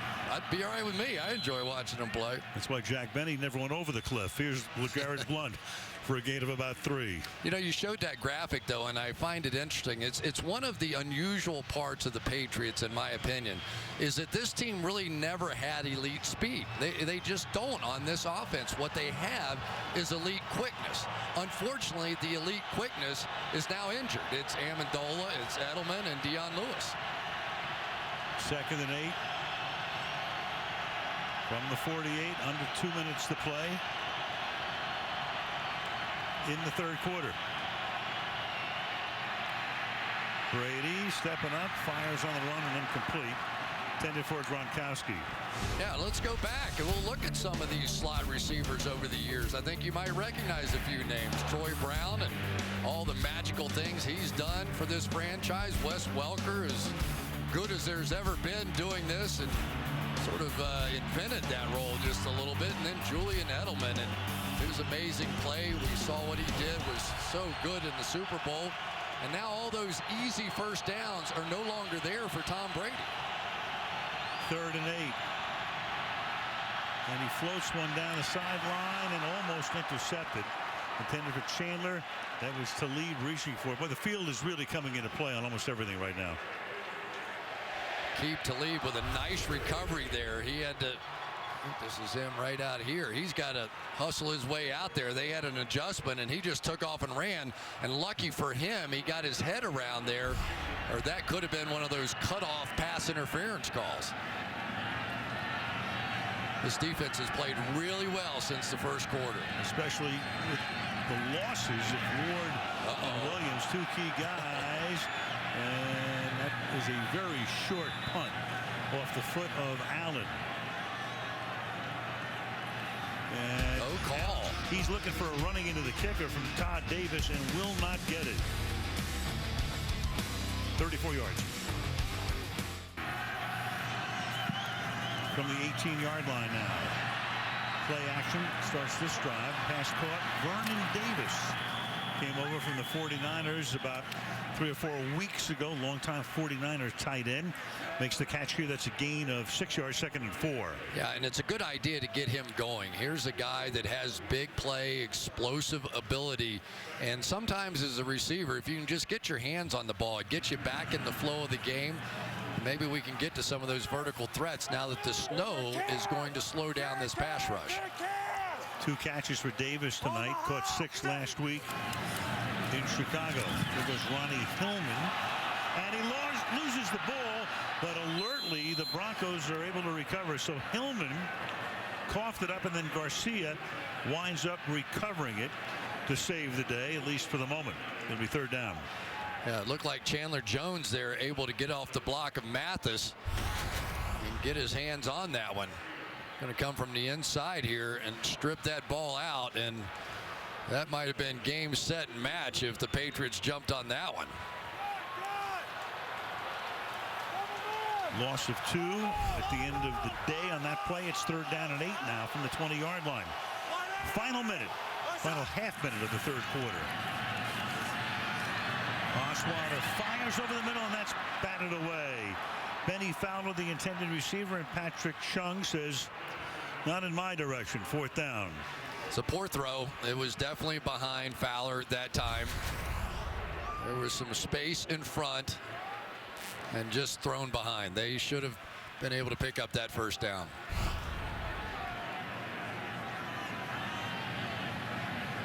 Colquitt will do the punting.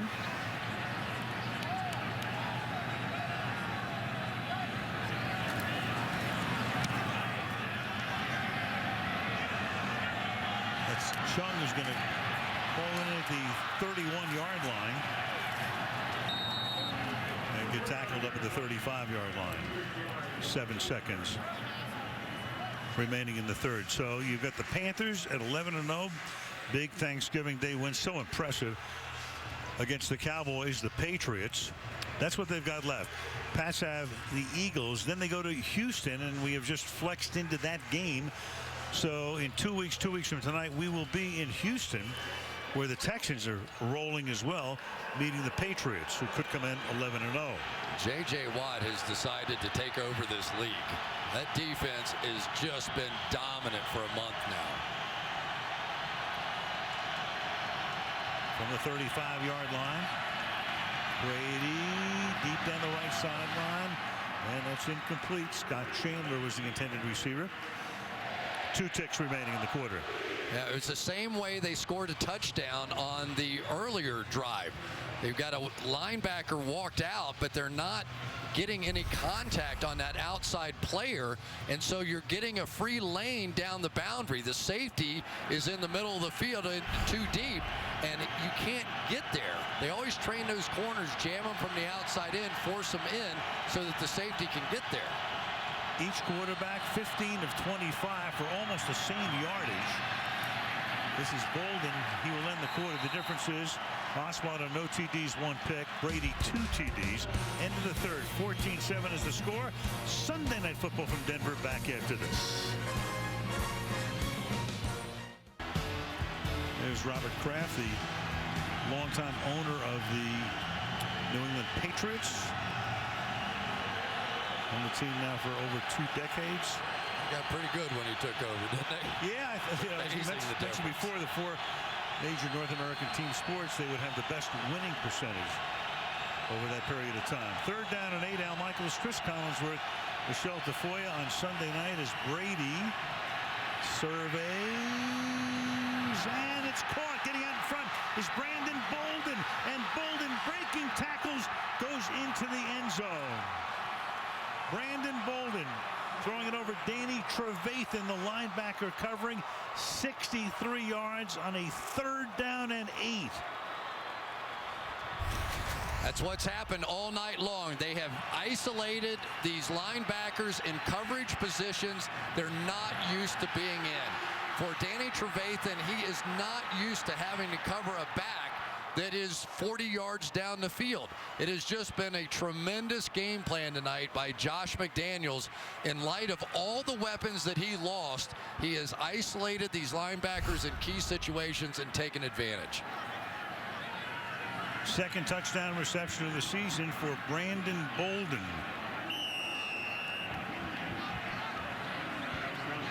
And that took a little bit of air out of the crowd here at Mile High. Gostowski now for the extra point.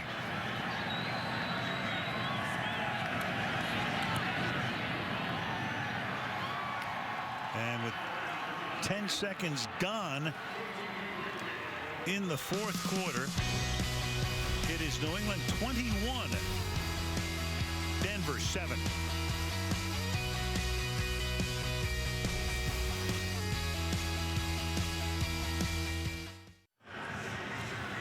Great play call, got the matchup they wanted. Bolden, who caught only 5 passes all season coming in, has 3 tonight. So most TD passes in history. Peyton with 539, Brett with 508, and Brady and Marino are now tied for 3rd, with Drew Brees about 4 behind them. 420 career touchdown passes. Bolden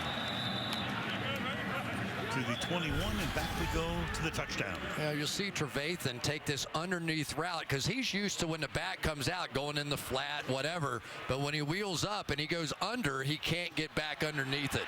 So now it turns into a foot race on a bad field, and you give up the big play you're hoping not to. A big part of that, though, was Sebastian Vollmer over on the left, switching off that play against Shane Ray, providing Tom Brady just enough time for that out and up. Big game changer. 3 touchdown passes for Brady tonight. Rolling right, buying time, launching one, tip, and incomplete. Intended for Sanders, doubled that time. Coverage by Devin McCourty, with some help from his friends, and it's 2nd down and 10. Yeah, and it's one of the things that they've wanted to get to tonight. Unfortunately, when you're down 14, some of those bootlegs and some of those things that look so good when your running game is going, it's not going to fool anybody defensively now. Now they're protecting against those big plays.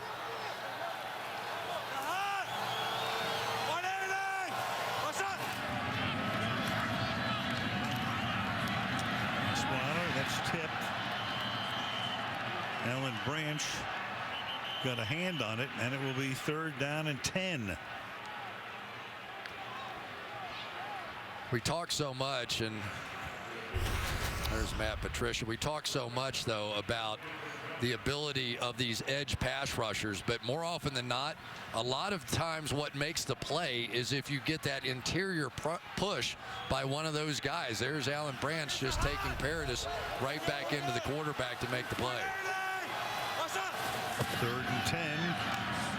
Osweiler, look out as he throws, and that pass is incomplete. You had Gerard Mayo flying through the middle, knocking Osweiler down. He gets up limping. Thomas can't make the catch, and it's 4th down. Yeah, Mayo is just so deep here. You don't think he's going to come. You think he's going to end up going with the pressure. When he blitzes, it looks almost like a delayed blitz, and the center, Paradis, really didn't even anticipate him coming because of the depth, and he gets a good shot on Osweiler there. And boy, I tell you, it is not much depth. Trevor Siemian would be next in. Yeah, rookie out of Northwestern. It's a 35. The ball. And the Broncos in dire need of a major break. Just got one. Was that Cody Latimer down there on the coverage? Well, Chris Harper lost it. And then coming away with the ball. Well, the New England Patriots now are going to contend that they have it. Ebner says, I've got it. But the officials are going to go Denver.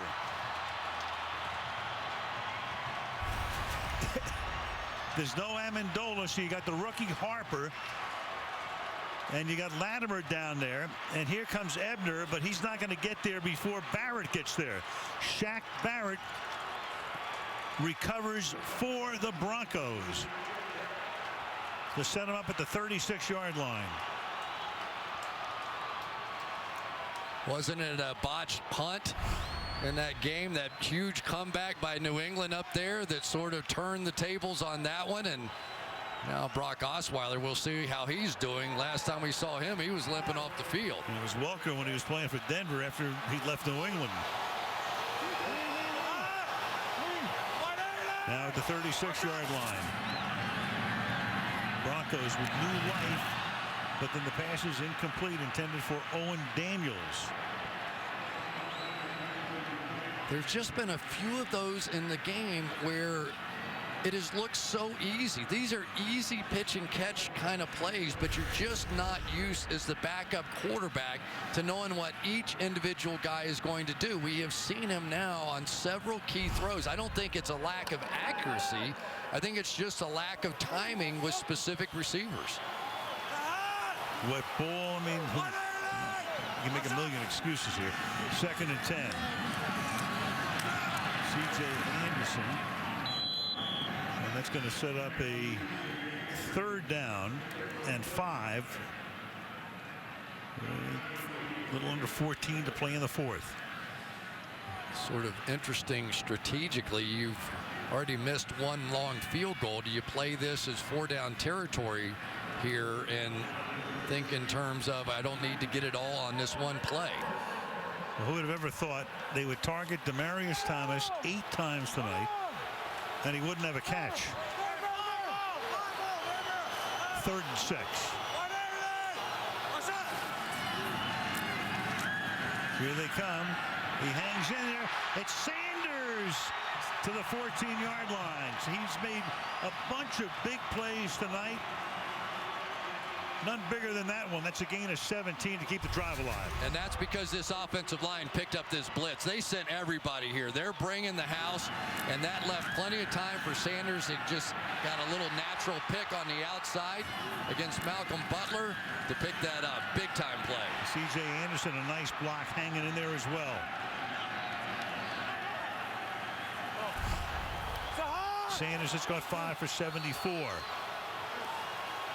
From the 15. What's up? To the outside. Anderson, can he swing around the corner? He can! And C.J. Anderson is in for the touchdown.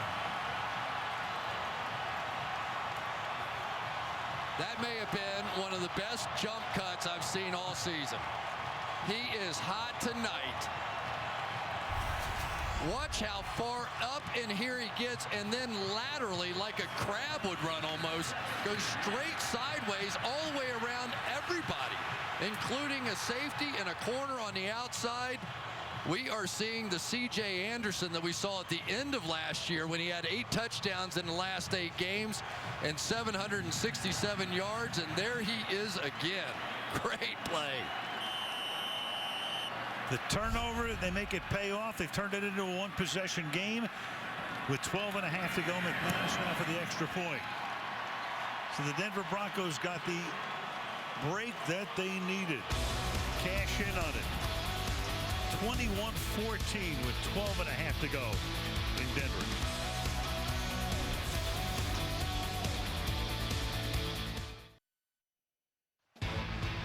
Sunday Night Football being brought to you by the Kia Sorrento, built for football families. By Amazon Prime, millions of ways to save the day. And by Puma, forever faster. Now, it's a scene we have seen many, many times. 16 times, and we see it again tonight before the game under different circumstances. No doubt Brady wishing Peyton a really speedy recovery. He's going to be out at least next week, and then we'll see. Who knows? Maybe we'll see that before the year's up too. Not out of the realm of possibility. Of course, that's going to be one of the big storylines here in Denver. Already is. When Peyton wasn't playing very well, not everybody, some people thinking it's time to get the other guy in there, give him a chance. Now, he's going to miss next week, but then we'll see. It's going to be interesting to see what they do down the stretch when Peyton gets healthy. Yeah, and how does Brock Osweiler do? I mean, this is an offense that obviously fits Osweiler better than it does Peyton Manning, but they were also Peyton Manning in there in that new hybrid offense. So it'll be a very interesting thing. I think if Manning's ready, he will play, but who knows? We've seen stranger things happen. From the 20-yard line, Brady. Clean pocket. Deep down the sideline. Flag is thrown. Intended for Scott Chandler. See what Tony Corrent. The hands to the face. Offense number 76. 10-yard penalty. Repeat, first down. Sebastian Vollmer. Watch the left hand of Sebastian Vollmer. He is going to come out here and get that left hand right underneath the face mask of Von Miller here. And then not only get it there, but that made it pretty easy.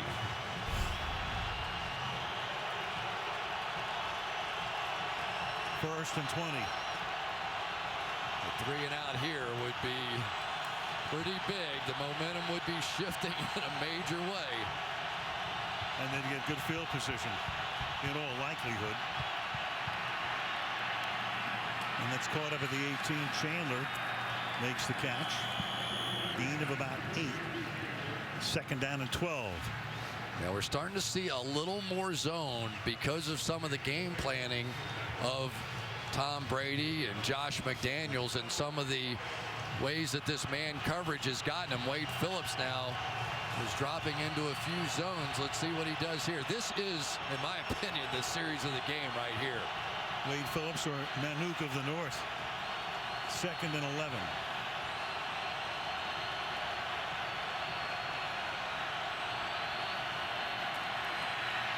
Brady deep down the right sideline, and that is incomplete. Pass intended again for Scott Chandler. Been going his way a lot of times tonight. Third down and 11, covered by Marshall. Well, they've got what they want. They want one-on-one with their tight ends on the outside against these linebackers. But Brandon Marshall was up to the task there. And this is Von Miller time. If you ever got pressure out of Von Miller, this is where you need it right now. You can't have Brady back there surveying the field. It's like Gronk is going to give him a little chip on the way out. Brady under pressure, gets away. Flag is thrown deep downfield, getting wide open is Keyshawn Martin, and he'll get taken down to the 29. But a flag is down in the offensive backfield. Here comes Correnti. Is this an offensive hold? Holding offense number 63. This penalty be assessed after this is to the goal. Repeat, third down. So that is Trey Jackson. He is a rookie 4th-round pick out of Florida State. That would have been a 51-yard gain. Yeah, Von Miller's going to loop around here. Trey Jackson's going to pick him up and not be able to hold him out. And then the pressure on Brady. Brady escapes, makes the huge play, but all for naught. And gets whacked at the end as well.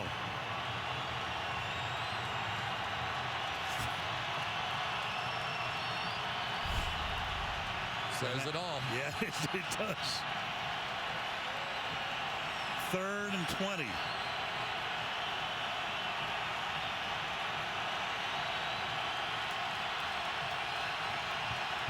Rocking and rolling in Denver. And then Brady has to just dump it because the pressure was put on by Miller. Miller coming in, not blocked. Brady upset with Correnti. 4th and 20. Well, they had a screen pass going to the left that wasn't going to fool anybody. Plus, Von Miller went unblocked around the edge, and so Tom Brady said, I think I'll get out of here and go yell at Tony Corrente one time.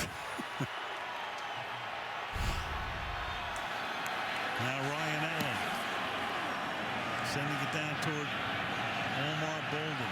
Oh, and he drops the ball at the 44-yard line and recovers it at the 45-yard line. The Broncos keep recovering theirs, and the Patriots don't. That's kind of the difference in the game. Yes, it is. 10:58 to go in regulation in a 7-point game.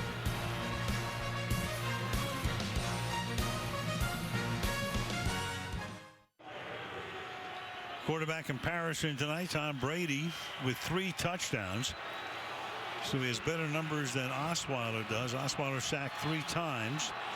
Passing by distance, everything's short. I mean, the conditions kind of compel it. And that's been part of the story of the game. From the 45-yard line, bursting through, Hillman. Gain of 8 yards. Let's go to Michelle. Well, Pat's linebacker Dante Hightower has no change in his status, Al. He is still questionable with that knee injury. It happened late in the first half. He's been out here the entire second half, but just sitting on the bench, sometimes helmet with in his hands, sometimes not, but just sitting. All right, Michelle, so missing him, and Jamie Collins not even on the trip. He's been ill for about 3 weeks, got back to practice, but not here tonight, and Hillman gets stopped by Salinga right there. Division leaders, New England, big lead in the East. Cincinnati winning today, beats St. Louis. Denver on top in the West, that won't change. And Indy in a dogfight in that South, which has bunched up right now with Houston there as well at 6-5. How about Matt Hasselbeck coming in? He just keeps winning. It's amazing. When he's not texting Brett Favre when Brett's on the air. Busting our job. Right. From the 45-yard line. Good play action. That buys time. And lets Osweiler throw, and that will be caught by Owen Daniels for a first down. Daniels covered on the outside, but not well enough. First of all, great protection, but Osweiler had to throw this one a long way on a line. We are seeing now the Patriots so far down Darius Fleming, who just came up from the practice squad, out there in coverage on this one. But watch this protection all the way across the board. No way that happens unless he gets it. At the 34. What's up? Hillman. He gets wrapped up by Rob Ninkovich. Ticking down under 9 minutes to go in regulation. I'll tell you, we have seen a lot of good blocking on the backside of runs, and it's why we've seen some of these cutbacks. Watch these guys back here on the backside hang with it.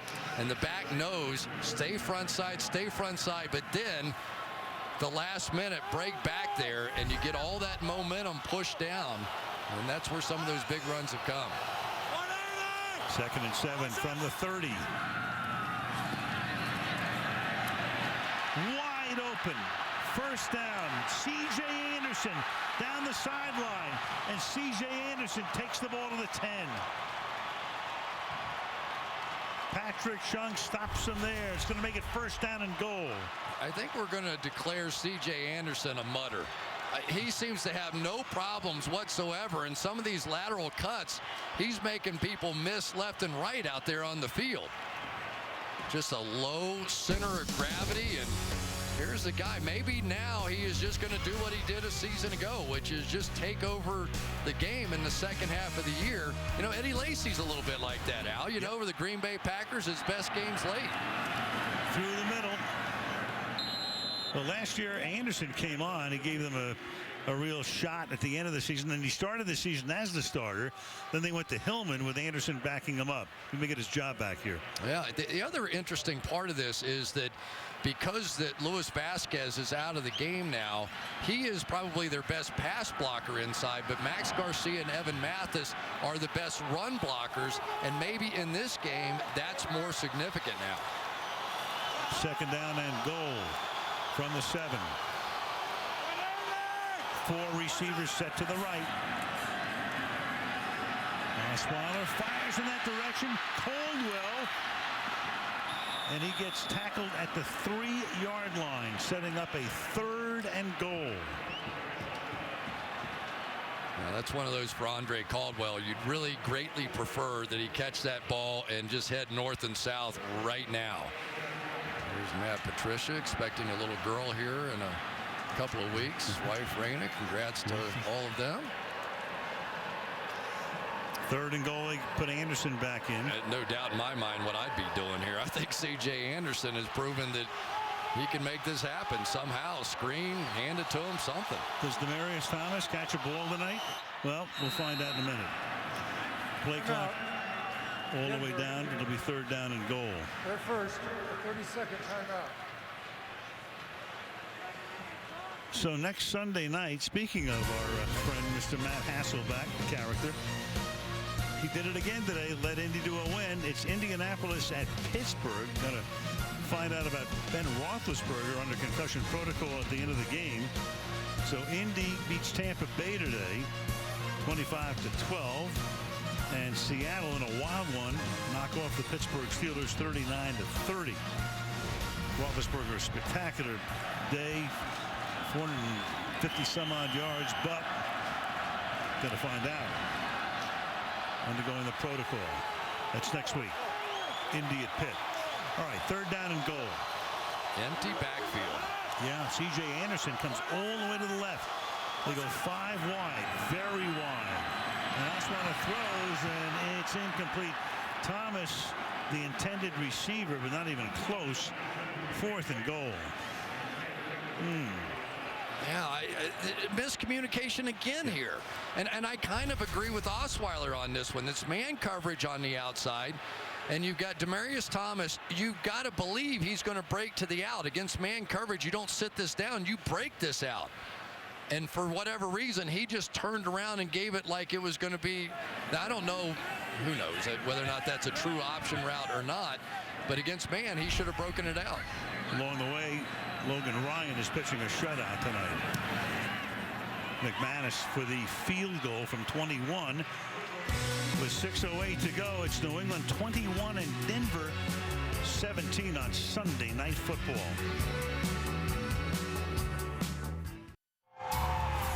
NFL Play 60, the NFL's movement for a more active generation, encouraging fans to get moving and play for 60 minutes every day. Run, jump, and race to Super Bowl 50 with free NFL Play 60 app.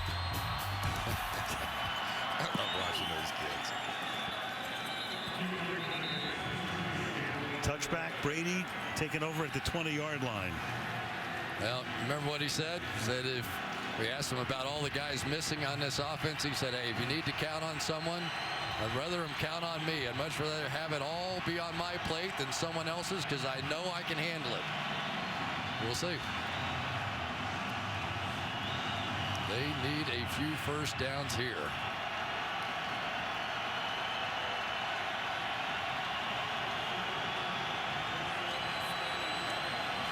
Gronk's been a little quiet here lately, hasn't he? Yeah, they've done a good job on him. He scored 5 overall in the game for 74 yards. Early touchdown. James White is the running back. Play action over the middle, and the pass a little bit behind Gronkowski, and incomplete. 2nd down and 10. Bruton covering on the play. Boy, they had a perfect one going there. Had the safety come out of center field. Gronkowski is going to be wide open on that play, and the ball just thrown behind. That one had a lot of green grass in front of Gronkowski on that one. 2nd and 10. Again, Bruton had to cover him. T.J. Ward hurt early in the game, out. Sylvester Williams nose tackle out. Wade Phillips has done a nice job adjusting. Swing it to the outside, and that's caught for a 4-yard gain. Aqib Talib tackling Brandon Bolden. It will be 3rd and 5.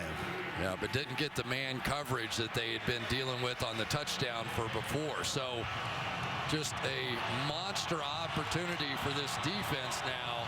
A 3 and out. You give the ball back to young Brock Osweiler with a chance to beat Tom Brady. About all you can ask for right here.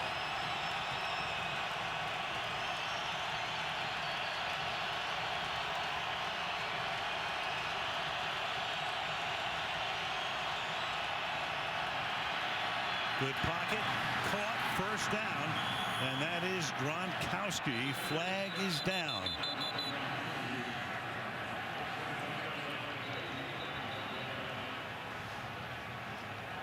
Gronk very physical at the point of that break. Are they going to call it on him? He's already had 4 offensive pass interference calls made against him this year. Pass interference, offense, number 87. There's the 5th. 10-yard penalty, and 3rd down. That's one area you don't want to lead the league in, but he does. That's 5 offensive pass interference calls on Gronkowski. Watch him go down the field now and dip that left shoulder in. A little arm extension. That is as close on that call as you can get. And that's what Brady's saying. He's saying he did not push off. He had his arm bent, which typically, if you're on the edge of the guy, you get the benefit of the doubt. But that is one that, honestly, Al, it could go either way. Right. That was as close to the border as you could get on that one. Like so many. 3rd and 15 from the 15-yard line.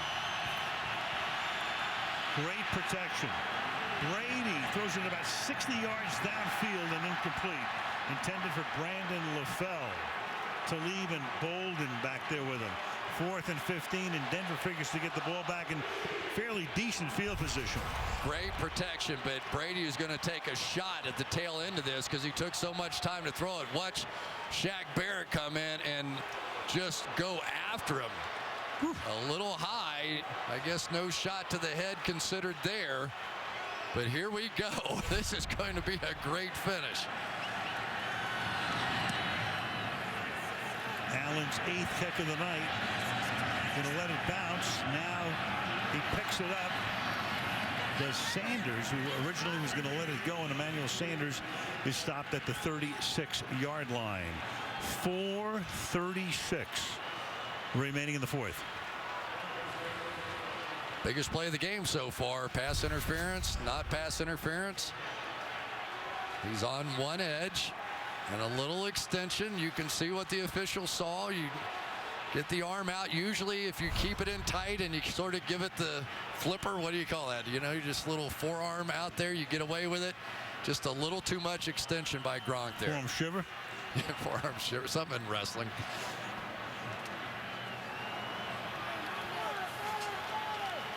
So here comes Brock Osweiler. Trying to make it 2 for 2 after the victory in Chicago last week. Blitz coming. That's tipped. And 2nd down and 10. Allen Branch and Mayo put the heat on 2nd down. I think it's that same blitz that's giving them fits. Get a little pressure here, but it's that from depth blitz that comes a little bit late, and by that point the center Paradis has committed, and he just keeps getting these free runners at Brock Osweiler. No reason at all for Matt Patricia to change that now. Ronnie Hillman is the back. Taking a while to get this play going. They have to use a timeout Denver, here. Their second. Not a 30-second timeout. Not at all where you want to have to take one. It's their second. So 1 left, 2nd down and 10.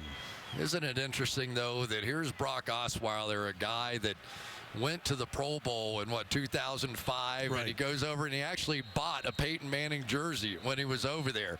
And then much later, when Brock Osweiler was a part of this team and Peyton Manning made the Pro Bowl for the 100th time in a row, invited him to come over. Very magnanimous gesture, right? Invite him over, young kid, right. Show him what it's all about. Gets over there and he stuck him with the tab for the entire coaching staff that was there at the Pro Bowl. He went to check out and the whole thing was left on him. His 2nd round pick, he had enough to cover it, right? 2nd and 10, C.J. Anderson. Flanking Osweiler. Blitzing again. Osweiler in the pocket, fires incomplete. Demaryius Thomas. Yes, sir. Again, yeah. Logan Ryan.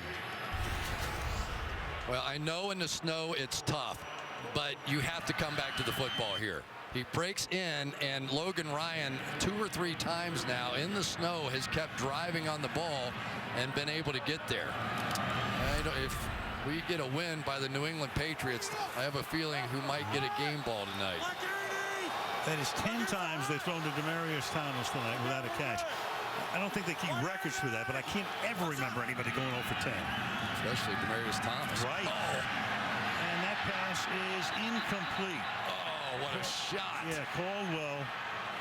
And Osweiler gets up. He went to the ground, took a vicious hit, but comes back to the sideline. But it's 4th down now. Tavon Wilson made it look like he's in man coverage. Instead, it was man coverage on Osweiler. Look at this shot. I don't know how he got it out of his hands and put it right into the bread basket. Oh, my goodness, what a shot. It's one of those body blows they talk about in boxing. Colquitt will send it. Nobody is back for New England, so they're just going to let it go. And can Colquitt get in there? Well, he can, but that's not where you want to wind up booting it to the 25-yard line. That's where Brady will take over. A little bit of the recap on the pulse tonight. There are Brady's numbers, 3 touchdown passes. Osweiler, his numbers right there. Bolden with a big play on a 3rd and 8 to make it a 21-7 game, but back came the Broncos thanks to a botched punt. They made it pay off with Anderson going into the end zone. You know, this guy, Tom Brady, has been around this so much. I think it's 60% of the time that he has played the season. 71 is recorded as eligible. 71. He has played in the AFC Championship game. Think about that. That's amazing. And as he said, he finally has it all together now. Yeah. From the 25-yard line. We'll start to use some of the clock here. Here's Blunt. This is where those 2 timeouts that Denver had to use could come back to haunt them, because Brady really good at working the clock down, and Denver can stop it only once plus the 2-minute warning. This is one of those plays that you draw it on the chalkboard. They don't use chalkboards anymore, but you draw it on whatever you draw it on. You say, I don't have to block Von Miller. I don't have to block that guy. Well, when it's Von Miller, you do have to block that guy. 2nd and 9.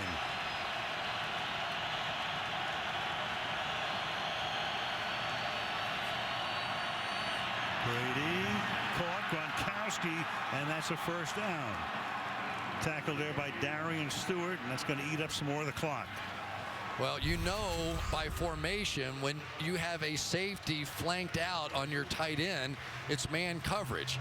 And Tom Brady can decipher those things as well as anybody. So by formation, he knows, is it man or is it zone? And when it's man, they're going to throw it to Gronkowski. That's exactly how they started the game. Under 3 minutes. Play action over the middle, and that's incomplete. Gronkowski, and he is hurt. So Gronkowski gets hit and is rolling around. Ooh, baby. Timeout on the field for an injured player.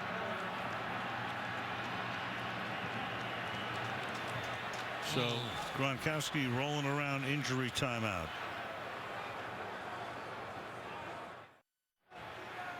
Well, that's about the last scene the Patriots would want to see, because you're going to get a cart that's going to come out right now as Gronkowski was writhing in pain, had to reach back for it, got hit. Let's see if we can see what happened. Yeah, this right knee sort of gets whipped when he was hit by Darian Stewart. It wasn't even on the ground, but you'll see the whip effect here as these shoulder pads come in. Watch it just sort of whip. My goodness. What a great, great player this guy is. One of 2 unanimous All-Pros last year, along with J.J. Watt, and Tom Brady can't believe it. Yeah, he watched Julian Edelman go down a couple of weeks ago. Amendola hurt tonight, but could be back next week, and Gronk gets a nice salute from the crowd here. Well, we all know about what he does as a receiver. What makes him the greatest tight end is what he does as a blocker. And look at all the defensive guys from the Broncos coming over to give him a little smack. well respected in this league. He has been beaten up physically because you have to beat him up. That's the only way you can play him. He's just so physically dominant on the field. So Gronk through the years, as tough as they come, but he's taken a lot of shots. January 12, played in the Super Bowl despite a high ankle sprain. Missed 5 games in 12. Missed the AFC Championship game in 13. Off-season forearm back surgery. ACL tear in 13 as well. So now you got Asante Cleveland, who is activated for the game tonight, who takes his spot.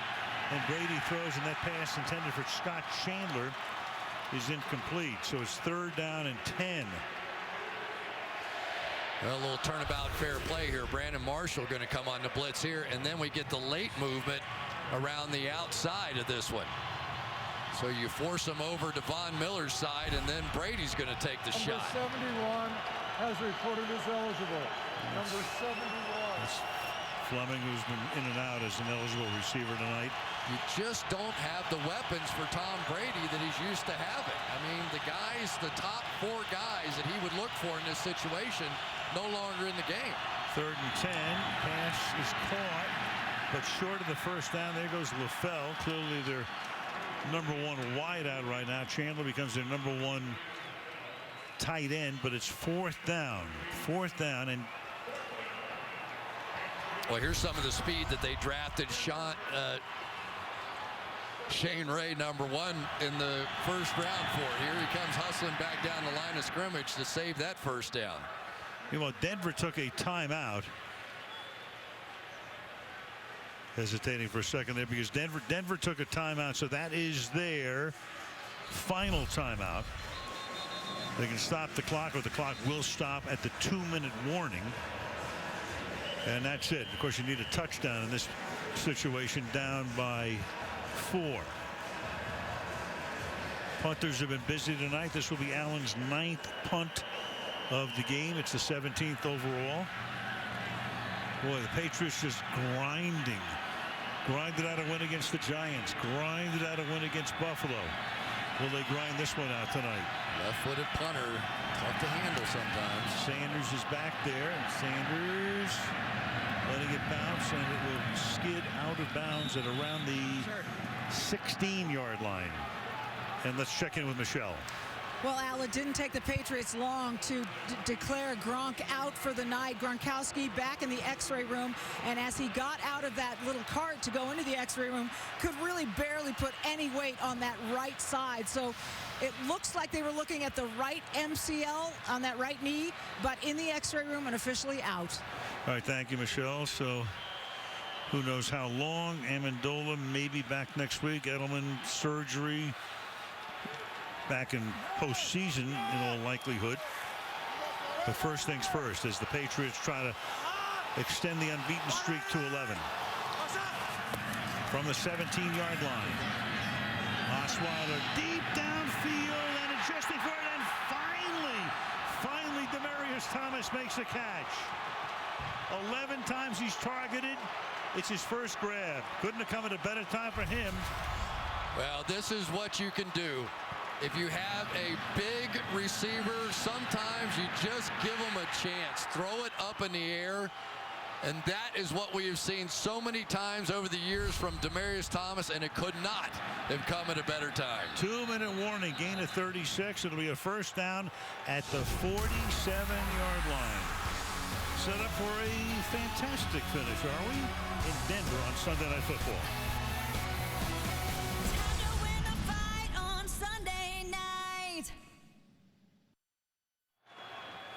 Volkswagen post-game report. Michelle, as always, on the field with the stars of the game.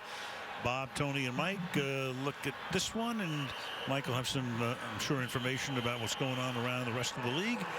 Chris and I will have a look ahead to next week's game in the Berg between the Steelers and the Colts. 2 minutes to play. No timeouts for Denver at the 47-yard line. Osweiler throws, and Thomas had to go to his knees and could not make the catch to the ground. He went 2nd down and 10. It's just bizarre watching Demaryius Thomas. That was a low throw. I understand that. And he didn't want to go to a knee because he wanted to try and run with that ball. He just gets down underneath him. It was a good call. Almost tipped it right to an interception, though, didn't he? Yeah, Chung was coming in. Couldn't hang on. 2nd down and 10 now.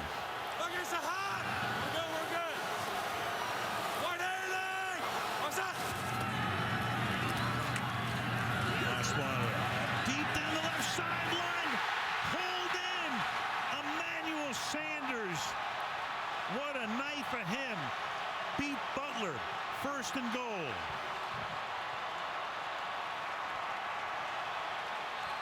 Gain of 39. Osweiler can actually afford to take his time right now. He better take his time. He brought him down in a hurry, and he's, well, you know, timeout. Now the Patriots are going to call timeout. Right. Timeout. New England. They're 2nd. So they have 1 left. 90 seconds to play. Here we go. All right, on the outside against the best, you've got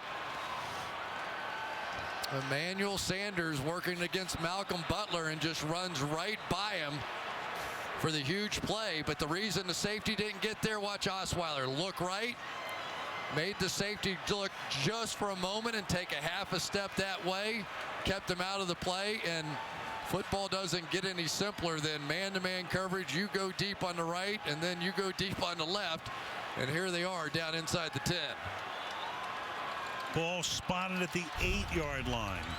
But Al, this is where it gets really tough on young quarterbacks. When you don't have experience, red zone offense is the most complicated part of the game, especially against Matt Patricia and Bill Belichick. They empty the backfield. That's Anderson splitting wide to the right. And Osweiler's going to take it himself around the left side and go out of bounds. Don't need to do that. Gerard Mayo stops him there. You don't want to leave Brady anytime on the other side of the clock. 2nd down and goal. I'll tell you, it was a great play by Mayo, though. It looked for a moment like Evan Mathis might be able to get out in front of him, but he just couldn't get there, probably because of the ankle and the hamstring. Watch him come out here. There's Mayo right in there. Just could not get him locked up. If he had thrown at him, might have been able to cut him. There really wasn't anybody else there. 2nd down and goal from the 7-yard line. Osweiler under pressure, and he's going to get sacked. Alan Branch back at the 19-yard line. 3rd down and goal, and a flag on a play. And the crowd anticipating it's going to be on the defense. You cannot believe what Alan Branch just did. He just ran over Matt Paradis for a huge play. Holding stands. defense number 23. Penalty gives us half the distance of the ball and an automatic 1st down. On Patrick Chung. Let's take a look.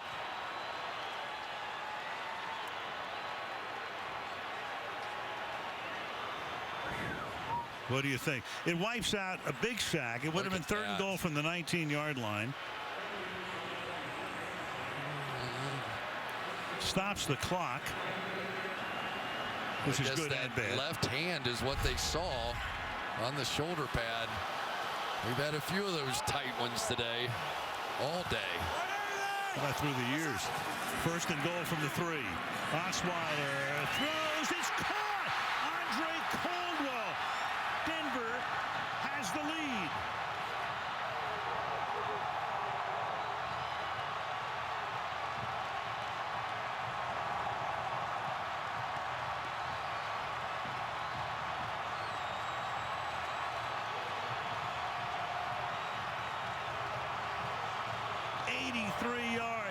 It took him 1:22. So many times the backup quarterback spends more time with the backup receivers than he does with the first-string receivers. You know he's thrown a bunch of these balls to Andre Caldwell in practice, and Logan Ryan, despite one of the great games we've seen, gives it up. And who would have thunk it? No. It's Brock Osweiler taking them 80 yards plus down the field to take the lead against Tom Brady. Demaryius Thomas makes his first catch of the night. Sanders makes another big catch. He's had a great night, Emmanuel has. And then Osweiler for the touchdown to Caldwell. So Brady will have 69 seconds and 1 timeout, and a field goal, of course, would tie the game. Osweiler knows exactly what he has, exactly what he wants. They bring that same middle linebacker blitz, and then the reaction was exactly what it's been like around this young man, everything he's done. Brock Osweiler, we saw him in practice, and the defensive guys just love jabbing him. Then they have a lot of laughs, and he's a funny guy. We spent time with him in the meeting. You can see why they all love him. And boy, oh boy, has he delivered now in back-to-back games. He's been the understudy for 3.5 years and now playing Broadway. You know what Greg Knapp told me? He said, I'll bet John Elway saw a little of himself in this guy. Now, obviously not the arm strength that Elway had, but the mobility, playing in a run-first offense. I could see why he would think that he might be a fit down the road. Pumped up, running up and down the sideline. McManus now sends it through the end zone. So Brady has 69 seconds, 1 timeout, and one of the best field goal kickers ever in Stephen Gostowski. And we're going to be talking about a holding call in the back of the end zone that completely changed that drive. That was not one of those bold, into the game, obvious holding calls. Was there a little? There was a little. But the Patriots have had a couple of those. The Gronkowski pass interference, and then that one. Turned to 3rd and goal from the 19 into a 1st and goal from inside the 5. So now no Gronkowski from the 20. Brady throws over the middle. Chandler. So Chandler now the #1 tight end. At this moment, it's a gain of 23. Make it 22. They spot the ball at the 42-yard line. Brady hustles up to the line of scrimmage. First down at the 42. 4-man rush. Tom flushed out, throws, and just throws it away. He's outside the pocket. Foul for intentional grounding. Quarterback's outside the pocket, threw the ball beyond the line of scrimmage. There you go, Tony Correnti. Right on top of it, 2nd down and 10. A little bit of the spin move here to make Tom Brady come off the mark here. Tom Brady gets flushed out of the pocket and chooses just to throw it away.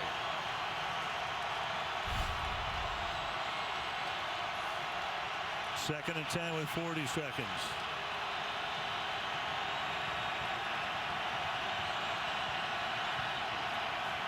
Four-man rush. Good pocket. Caught. Chandler. He gets spilled by Talib short of the 1st down. Clock still running. And a timeout is taken here. For an injured player. Oh, an injured. By rule, this will cost an excess timeout. That's Malik Jackson was the injured player. Had it been New England, you had had a runoff. Yeah. Or a timeout. And it's, I think, get one extra. Will charge an excess timeout. Will the play clock operator reset the play clock to 40 seconds? It's one of those weird things. It's an excess timeout, which essentially means you get a 4th in this situation. I think if you end up with another injured player, then something else kicks in, a 5-yard penalty, something like that. The rule book is like the IRS code right now. Who knows what all's in there. So New England still has its timeout. The clock starts to run, and Brady throws, and that's incomplete with a flag. Intended for Harper, covered there by Bruton. And Belichick is saying, wait a minute, why'd they start the clock? Defense, number 25. 5-yard penalty and an automatic 1st down. I think we have another clock issue here. What else is new at the end of a game? Because there was an injured player. There's the play clock. Now the game clock was starting. Play clock, of course, goes to 40 after the snap. Well, and I think what Belichick is saying is you gave them that bonus timeout, and then you wound the clock. We were waiting. We thought it was a dead ball because of the timeout, and all that clock ran off. Exactly right. 10 seconds left in regulation. They still have a timeout, but they got to get in field goal range. They're not there yet. And Brady will throw, and that will be caught, and then sliding out of bounds is LaFell. So that, with 4 seconds, will set up an opportunity to tie the game. Wow. Maybe it just doesn't matter. Maybe it's just these two teams and they get together. Holy cow, what a game. This is going to be a 47-yard attempt. On a bright sunny day at altitude, this is almost a chip shot for Gostowski. Anything but tonight. Long of 57 yards, well within his range. Right. But in the snow, in a slippery surface, to send us into overtime. Which he does. Wow. Oh, boy. Wow. Man, oh, man. Have we gotten our money's worth this week or not? Holy cow. Overtime period. So despite the clock running off several seconds, they were able to make the pass Brady to LaFell huge. You know, and the great thing about that, let's give them credit, is they feel they caught bad breaks on some penalties, caught bad breaks on that clock management, and instead of hanging your head and be defeated, Brady hits the big pass, and they go to overtime. Yeah, but they've been doing it for how many years now? It doesn't matter what happens. You know, and I know everybody has their own version of what the Patriots are. I don't care what you say. What they have done over the past decade plus has been incredible. Captains will play one 15-minute overtime period. We'll play it as if it is the fourth quarter with timing rules. All replay reviews will come from upstairs, and each team will be allowed 2 timeouts. As visitors, you have the opportunity to call heads. Number 18 calls heads. It is heads. They want the football. So it comes down to this. If New England gets a touchdown, the game is over. Anything less, Osweiler and the Broncos will get the football at least once. What a game in Denver. 24 all.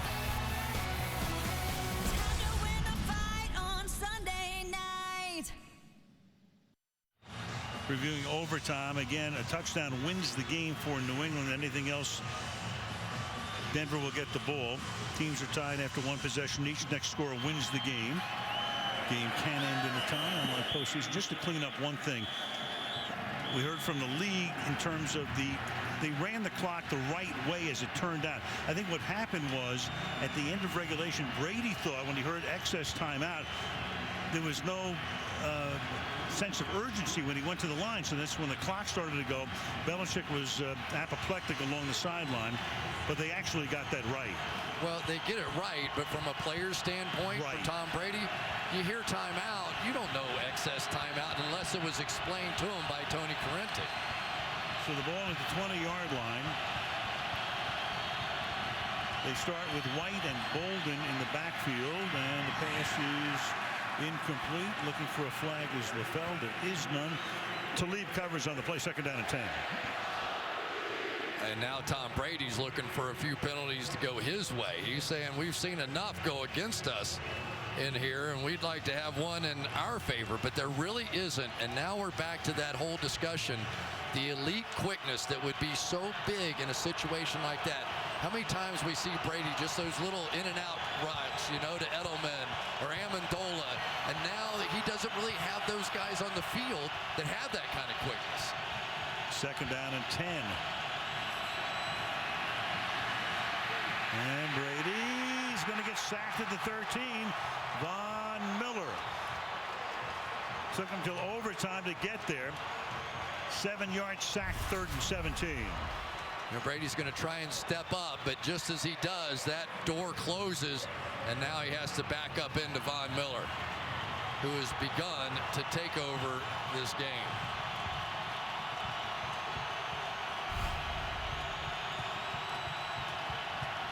3rd and 17 from the 13-yard line.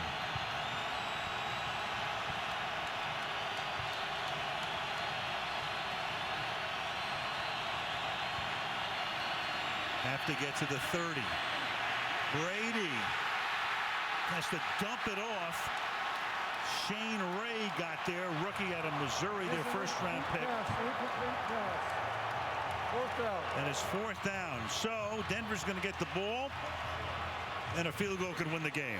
I mean, what an unbelievable play by Brady to get that thing out. He was turned to his left and had to spin all the way around and somehow found a receiver close enough for that not to be called intentional grounding. Ryan Allen to punt. Sanders is back there. Wow. Good kick. Beauty. Sanders backs up. Fields at the 29 and then slides to a stop at the 42-yard line. That's a punt of 59 yards, a run back of 13. Take a look at Brock's numbers on the night. 263 through the air with a touchdown and 1 pick.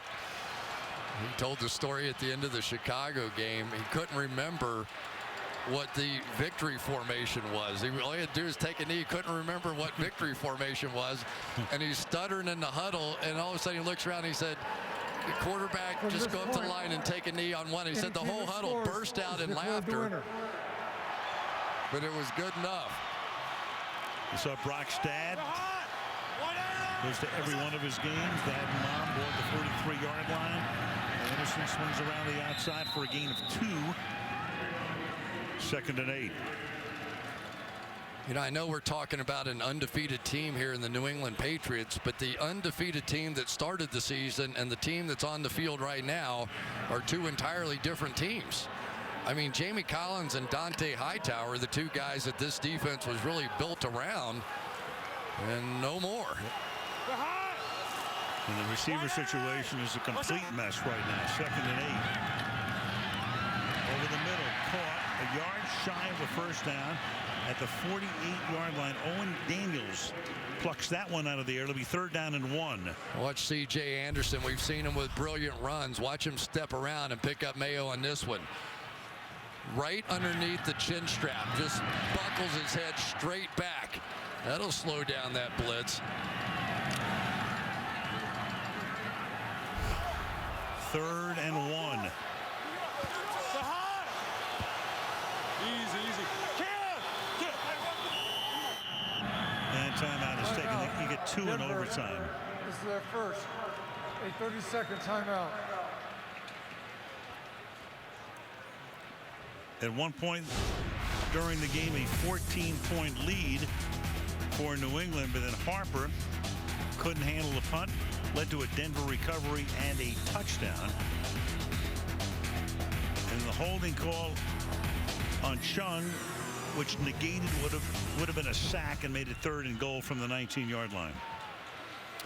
This is not 4th down territory, right, Chris? I mean, you can't take a chance to give New England the ball in midfield. So this is a key play on 3rd down here.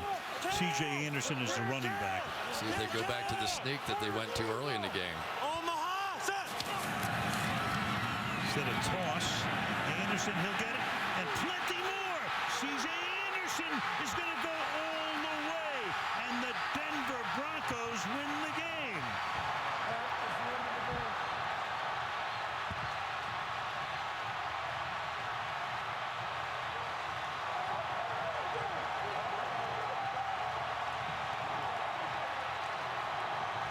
The same exact play they scored the earlier touchdown on.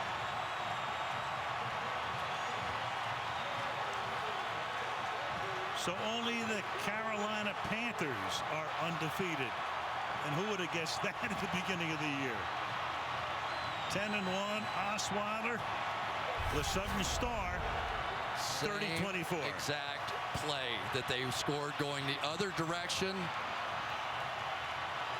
And the Patriots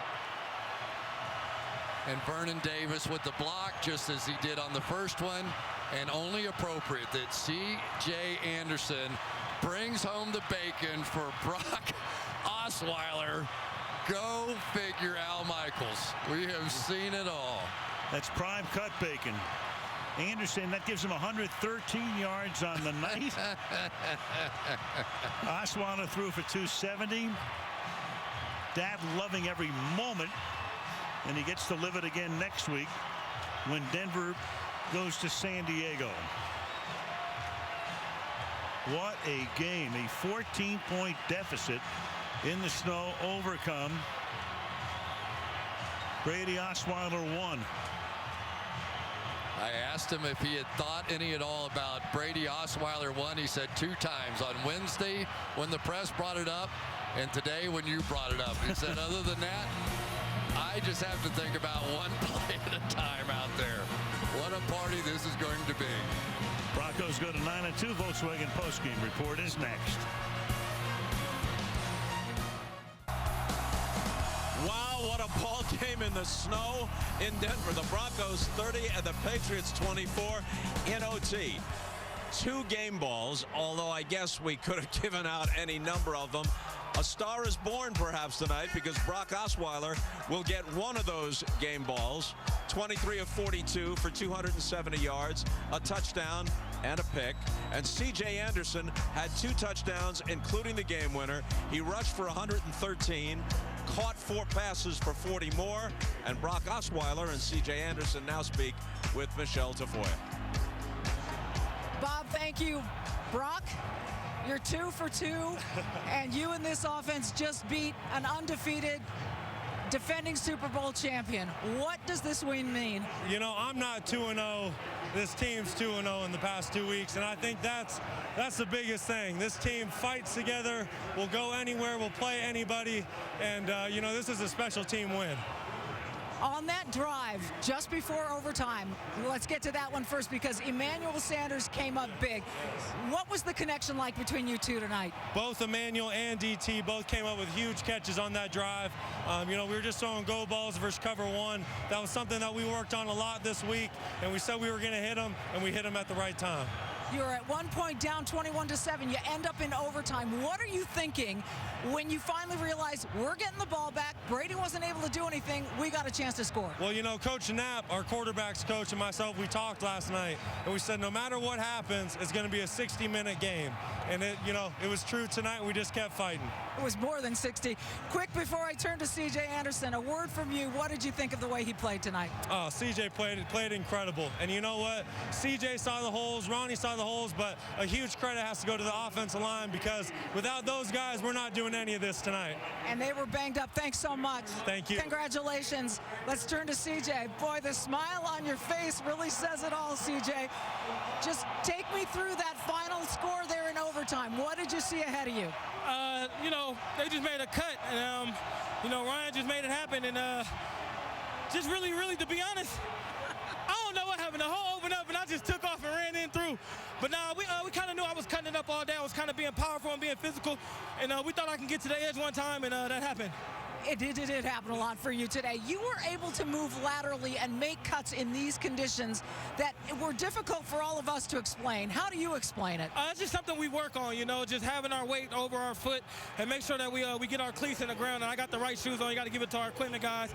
And you got to give it to the big boys up front and to just play call. I mean, everything just focused well today, and we got a long way to go, but this is a good one. A long way to go, and this is a good one. I mean, this was an undefeated Patriots team that came in here, and you guys with Brock Osweiler, what does this one mean? Oh, it means a lot, you know. You know, Brock come in, he's playing the way he's playing. Just as a team, you know, we're just trying to say we have his back, you know, and hopefully that clicks around when Peyton come back, we'll have his back, and we're just trying to make their job easier. Congratulations. Thank you. Hi, Mom. Love you. Bob. All right, Michelle's guests, Brock Osweiler, C.J. Anderson. Brock is 6'8", C.J. is 5'8". They both stood tall tonight.